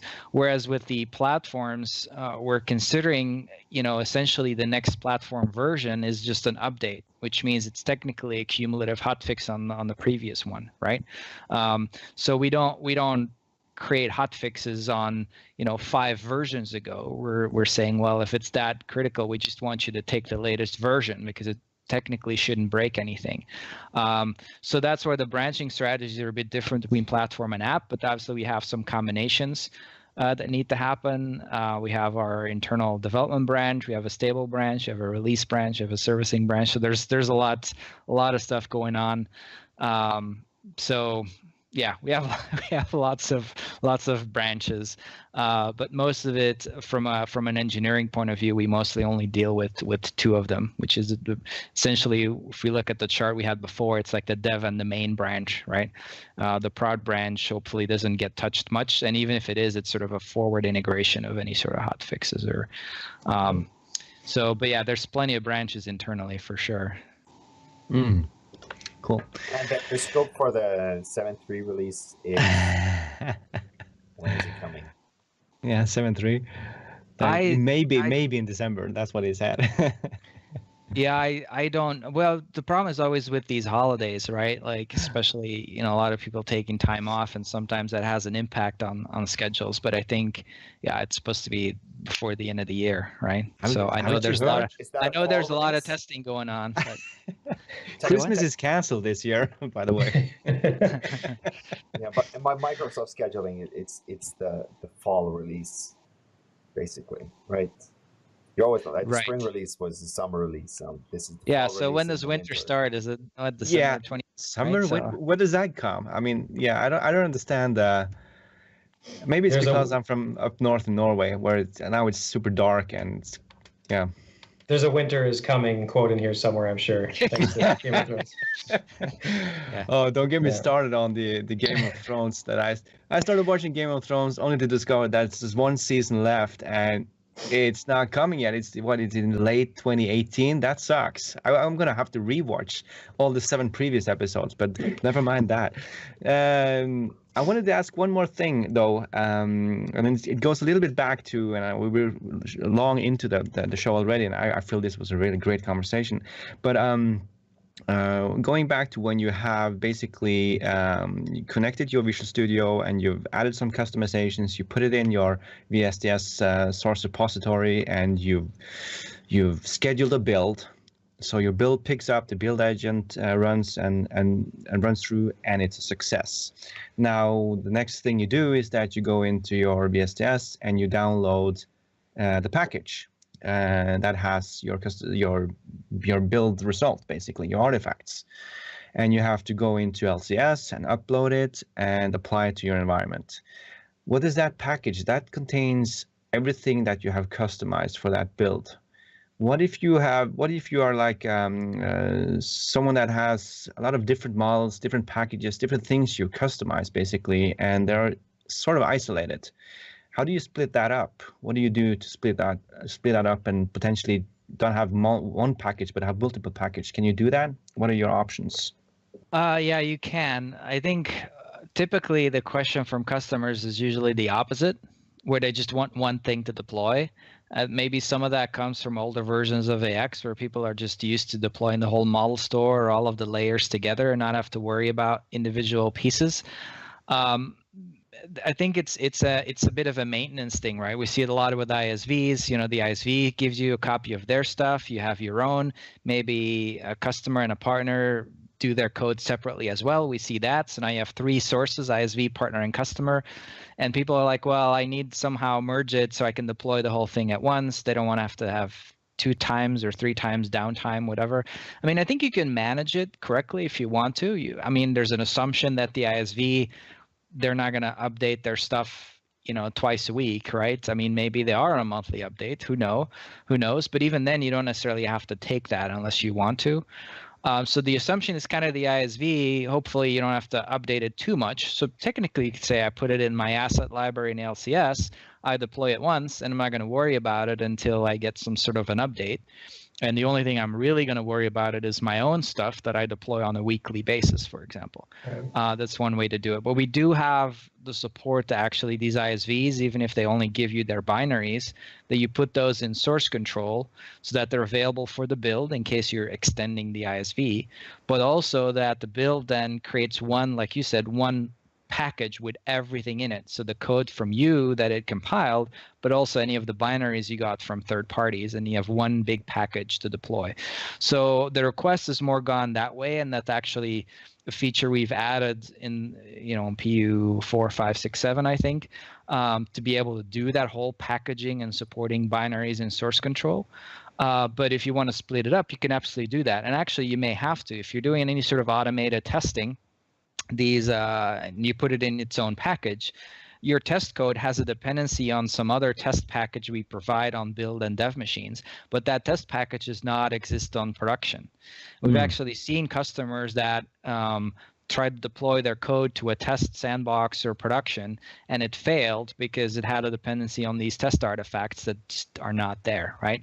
So for that reason specifically, we have a feature in the build where you can exclude certain packages from going into that deployable package, but you can obviously add whatever you want to it, right? You could add any sort of package. One thing I would say on that is that's a very good candidate to create copies of your build definitions. I've seen people override these parameters when they queue a new build. Some of the settings you can change on the fly anytime you run one. But the problem with that is that your build, the output of your build is not consistent, right? Version 1 and version 2 may have different packages in that. So don't do that. Create copies of your build definitions and make very clear which one contains what, right? But there is an exclude packages option, and maybe we should try to get that in somewhere on the record as well. But these things are documented on the doc site as far as excluding packages, as well as managing third-party packages, like put in the binaries and source control and those things. There's 2 articles that I have on the doc site that specifically talk about that. Right. So yeah, but what I'm trying to get at is that if you start to sort of separate or take away packages, like you're excluding packages, your build is basically your QA that this actually can build, and you can build this chunk together. So if you start taking stuff out, you have to make sure that you're actually not destroying your package. Right, yeah, you have to make sure dependencies are correct and things like that, right? Absolutely. And that's actually another good reason to put like ISVs in source control, is that if you extend their code and you are, for example, working with multiple branches, then you can at least have different versions of the ISV in different branches. The build will pick it up automatically. So please don't install anything on that build VM, like use source control for all of that, because then you have that option of things being packaged, having the correct versions, dependencies being together, all that kind of stuff. Yeah. Right. Yeah. And if you install something on the build machine, you might end up having to redeploy a new build machine because it's not that easy to uninstall. Or at least you need to know how to uninstall it. Yeah, it depends. There's a bit of a mechanism in the build that we're also looking at whether we can improve. But yeah, so the build has a copy of the original packages folder without any customizations. But that only gets created the first time you run a build. So if you have installed or done something to that VM prior to running the first build, you may have some of your custom stuff in your backup, which means any subsequent build will somehow contain some of these things. And we've seen people, I actually ran into a customer a few weeks ago where they had done exactly that. They had set up the build VM like a dev box, thinking that's what they were supposed to do. So they opened Visual Studio, they mapped the workspace and downloaded all the code, and then they ran a build. Of course, the build then took what they already downloaded and put that in its baseline packages. And in itself, that's okay. The problem they ran into is many months later, they deleted something. And of course, the backup kept putting it back, right? So those things happen. And unfortunately, it's a bit of the nature of how this build machine works today. And it's something we're considering what we can do. I mean, we can take a backup as soon as the machine's deployed. The problem is it takes quite a bit of time, so it adds to deployment times, and so there's all these considerations that we have to do. But yeah, it's something to keep in mind. Is the best thing you can do is just not log on to that build box ever. There should not be, actually, hopefully there's no reason to do it. The only good reason to log into a build VM is if you need to do some sort of SQL backup, right? There's a feature where you can take a backup of the SQL database and then have the build restore that database every time it runs a new build, so that if you do automated testing, that you always start with the exact same version of the data, which is a great feature. And to me, that's really the only valid reason to go on a build VM, is to sort of take a backup or create some data or whatnot, but definitely not to touch the code or Visual Studio itself. Just stay away. Right. There's also the platform updates, though, right? You want to get rid of that backup after you apply the. Actually, that's been taken care of. So has that been taken care of? Okay. Yeah, I think maybe the documentation hasn't been updated, but yeah, so that's been around for a few months. I think that if you service the build VM, it takes care of that now. That's good. In fact, what it does is it removes the backup so that the next time it'll take a new one. Well, first puts it back and then removes it. Yeah. So I guess while we're talking about the build VM, what's your recommendation on when that should be updated in terms of I mean, you don't want to necessarily go from dev to build to test, or I mean, you want to apply those platforms at the end, almost after it's been released to production. It seems like that's a good time to apply your build because of how the platforms work and backwards compatibility and things like that. Yeah, and it's weird because this, if you think about it, this is really no different than 2012. Yet somehow now it's a bit more urgent. So yeah, the issue is, well, it's not an issue. It makes total sense that the AOS, the server, is backwards compatible, right? So you can have code from an older so let's forget about the application version for a second. Just looking at the platform version, the AOS can run the code from a previous platform just fine, whether it's compiled on that and all of it. But obviously it cannot run code from a newer platform, right?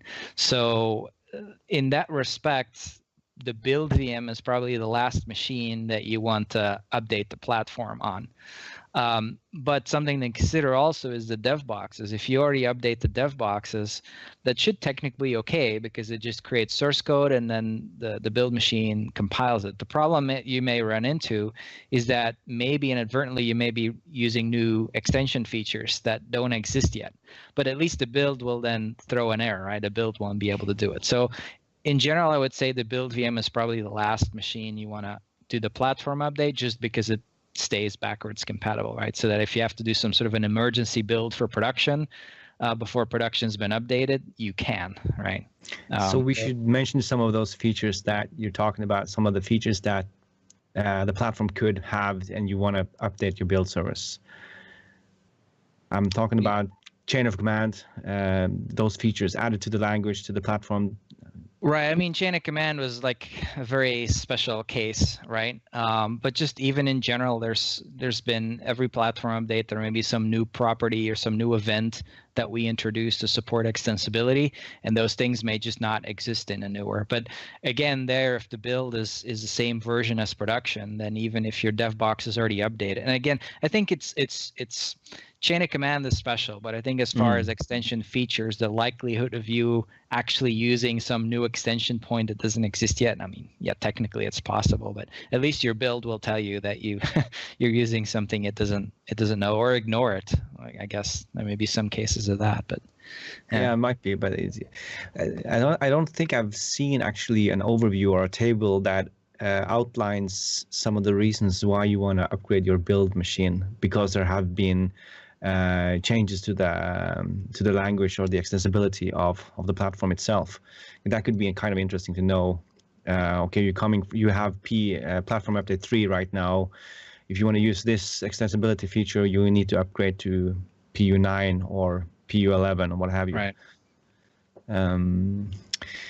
So back to the question about splitting up your build, your package, basically your deployable package. If you need to separate your development and customizations into sort of different packages for whatever reason, you may want to end up having to have different builds, basically one build for each customization.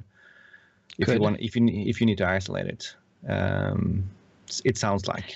Yeah, I think from a customer perspective, there's typically not a lot of good reasons to have to split it out, but I think it more comes into partners and ISVs, right, that develop software that they share amongst different customers. Then, of course, yeah, being able to split it out. I think the one caveat to make sure there is, and I think we kind of roughly touched on it, but if you start excluding certain packages from being packaged up, you have to remember you still did the build with the package present, right? So you may have a dependency, and now you're splitting these things up, and customers may not be able to install it without having the other thing as well.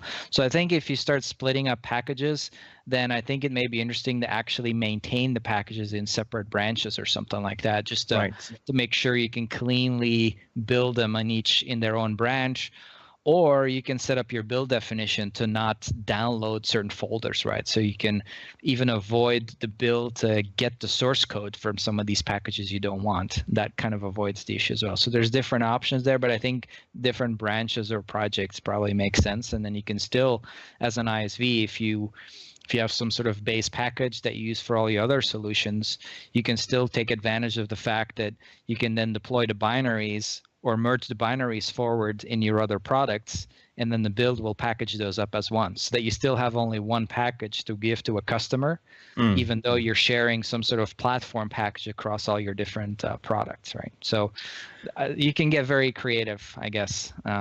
It's very situational, but.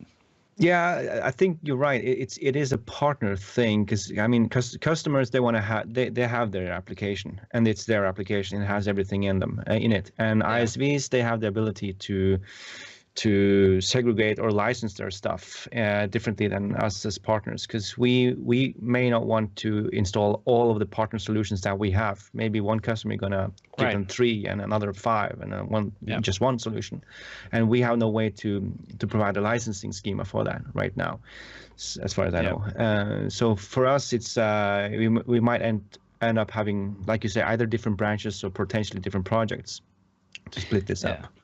Yeah, I think for a customer doing that, it just adds complexity, right? I mean, you could argue, why am I deploying a package that hasn't been updated? Sure, but it doesn't add a ton of overhead unless they're overlayering packages. It makes it larger, but the deployment's going to be virtually the same amount of time. So it reduces complexity to just have one thing that's your whole solution, including all third-party solutions as well as your own customizations. Just have one thing to manage, the version, and to deploy. I think it has benefits, but if a customer wants to split it up, they can totally do that, right? You have to understand what it is that you're deploying, and then I think you're fine. Yeah. Yep. Okay. Nice. Do you have anything else on it? We did start a bit late, so we are a bit over time. We are definitely over time with everything. No, there's a question about advantages creating separate extensions models for different features versus having one extension model and keep all customization in that single model. I guess if it's a customer, you could potentially keep everything in just that customer customization model. And it sounds like what you're doing, Lane. Yep, yeah, that's correct. We essentially create one primary extension package per implementation, and if it can't be done via extension, then we really question whether or not it should be done. Or we reach out to Microsoft and ask for delegates or things that are missing and try and provide that feedback. But yeah, that's kind of the approach that we've taken. Absolutely. Yeah, and I would keep it in one package, if nothing else, from a maintainability point of view, right? Because today, the Visual Studio tools don't have a lot of great features around knowing all the extensions that have been made on a specific piece of code. I mean, you can find references, and that's today pretty much the only way to do it.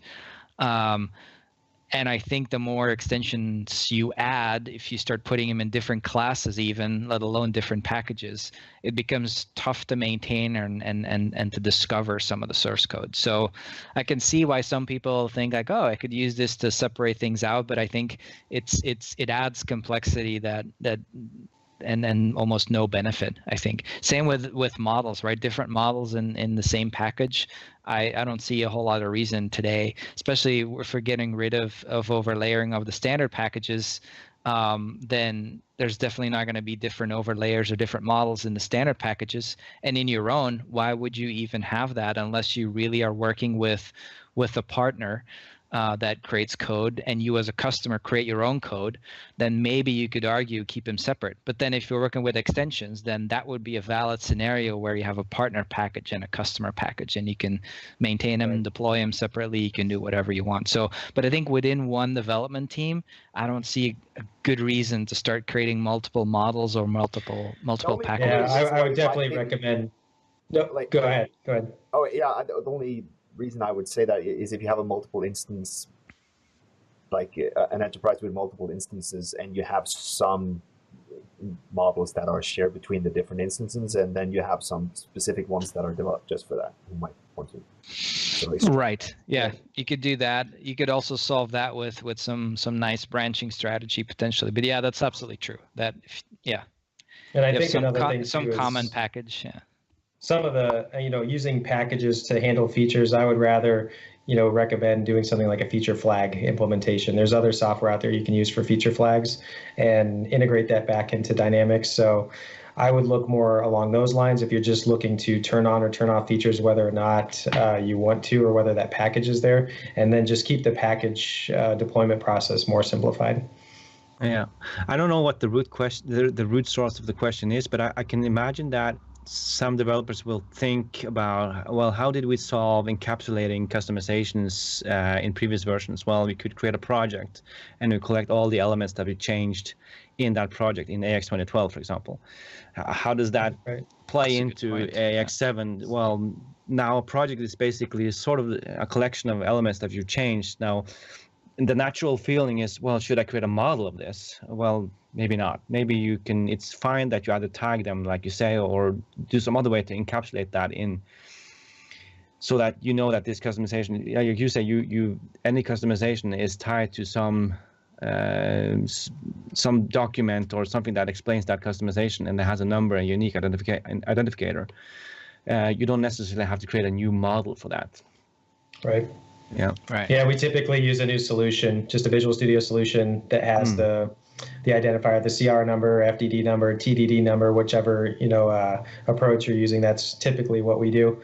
But again, that's all within the same package. Right.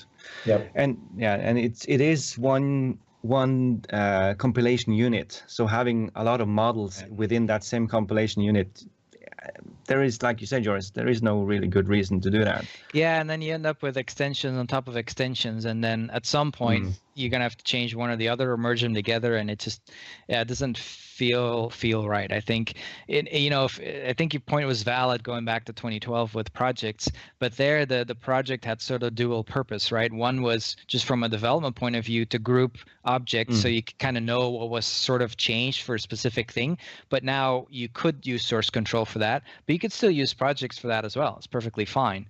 But in 12, a lot of people, or I would say the majority of people, also use those projects as a vehicle of deployment, right? To get it to a builds AOS or whatever you wanted to call it. It was a good way to sort of move one customization to your next environment. But that's definitely no longer the case. So it's lost sort of its, right now the project is really just a grouping that's easy for readability, and you don't need a new model or package for that.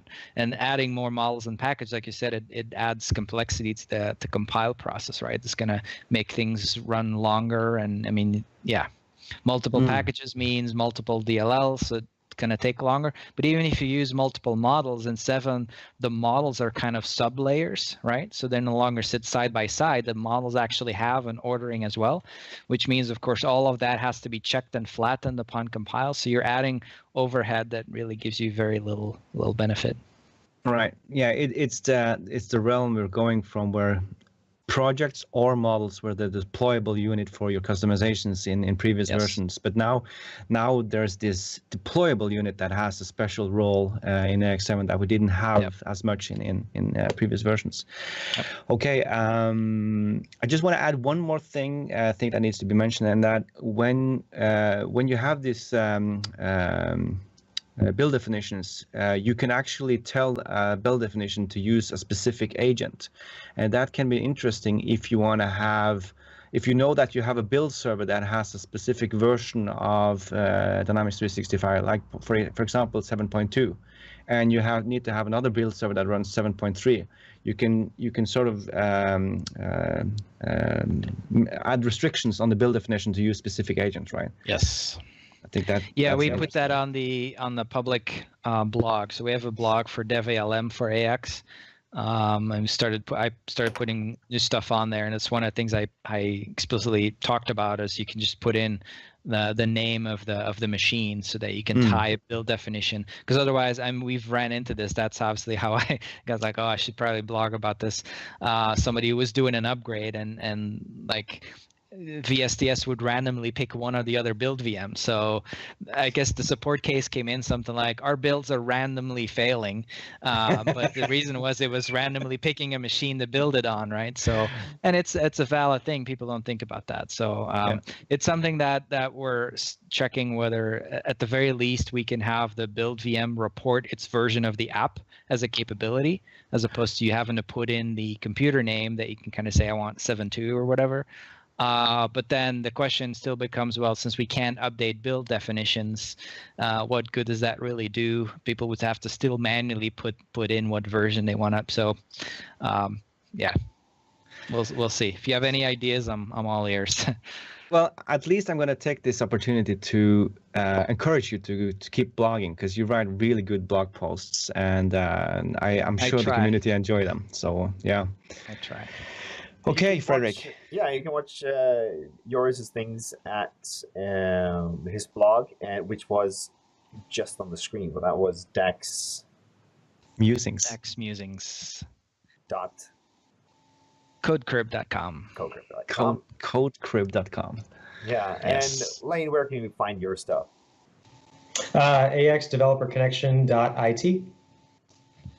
Italian style. That's right. It's either information technology or it's Italia. Either way, it's good for me. So Yeah. And go follow these guys on Twitter if you don't have a Twitter account. You have to simply just find out when they do new blog posts. But it's Joris DG and Lane Swenka. As simple as that. So remember to check out us next week. We're going to have a big sort of event where Murray Fife goes into the ring with Chad Carnes, who's challenged him to a tip-off. Looking forward to that. It's going to be epic. So we're going to do that live next Wednesday at that's 20 CET. So make sure to My money is on Murray, by the way. Oh, really? Yeah, Chad's actually a former colleague of mine, so I'm pretty excited to see how this goes down. Yeah, he's. I think he has some tricks up his sleeve. Yeah. He's the underdog, so Murray really has to. I don't think he can rest on his laurels, because I think he has some stiff competition, and we're gonna look forward to that. And don't forget, it's November, guys. Go check yourself. Go check your prostate at your doctor's. So remember to check out that, right? It's important. I didn't grow my mustache, but yeah. Yeah, sure. Oh, I've tried for several weeks by now. This took me, like 8 years. So Oh yeah. multivitamins didn't do it. I thought you were only 8 years old. How does that work? I've been doing my first implementation was at 1 year old. So Nice. Very nice. Go check out our blog at dinepodcast.com and subscribe to all our podcasting channels everywhere, so you'll be updated. Yeah, thank you very much, guys. It's been a great episode. All right. Even though I Thank you. understand like 50% of it, but awesome for developers to have this meeting. So thank you for rejoining us, Lane. Thank you, Joris, for joining the Dynamics podcast team, and we'll see you on Wednesday.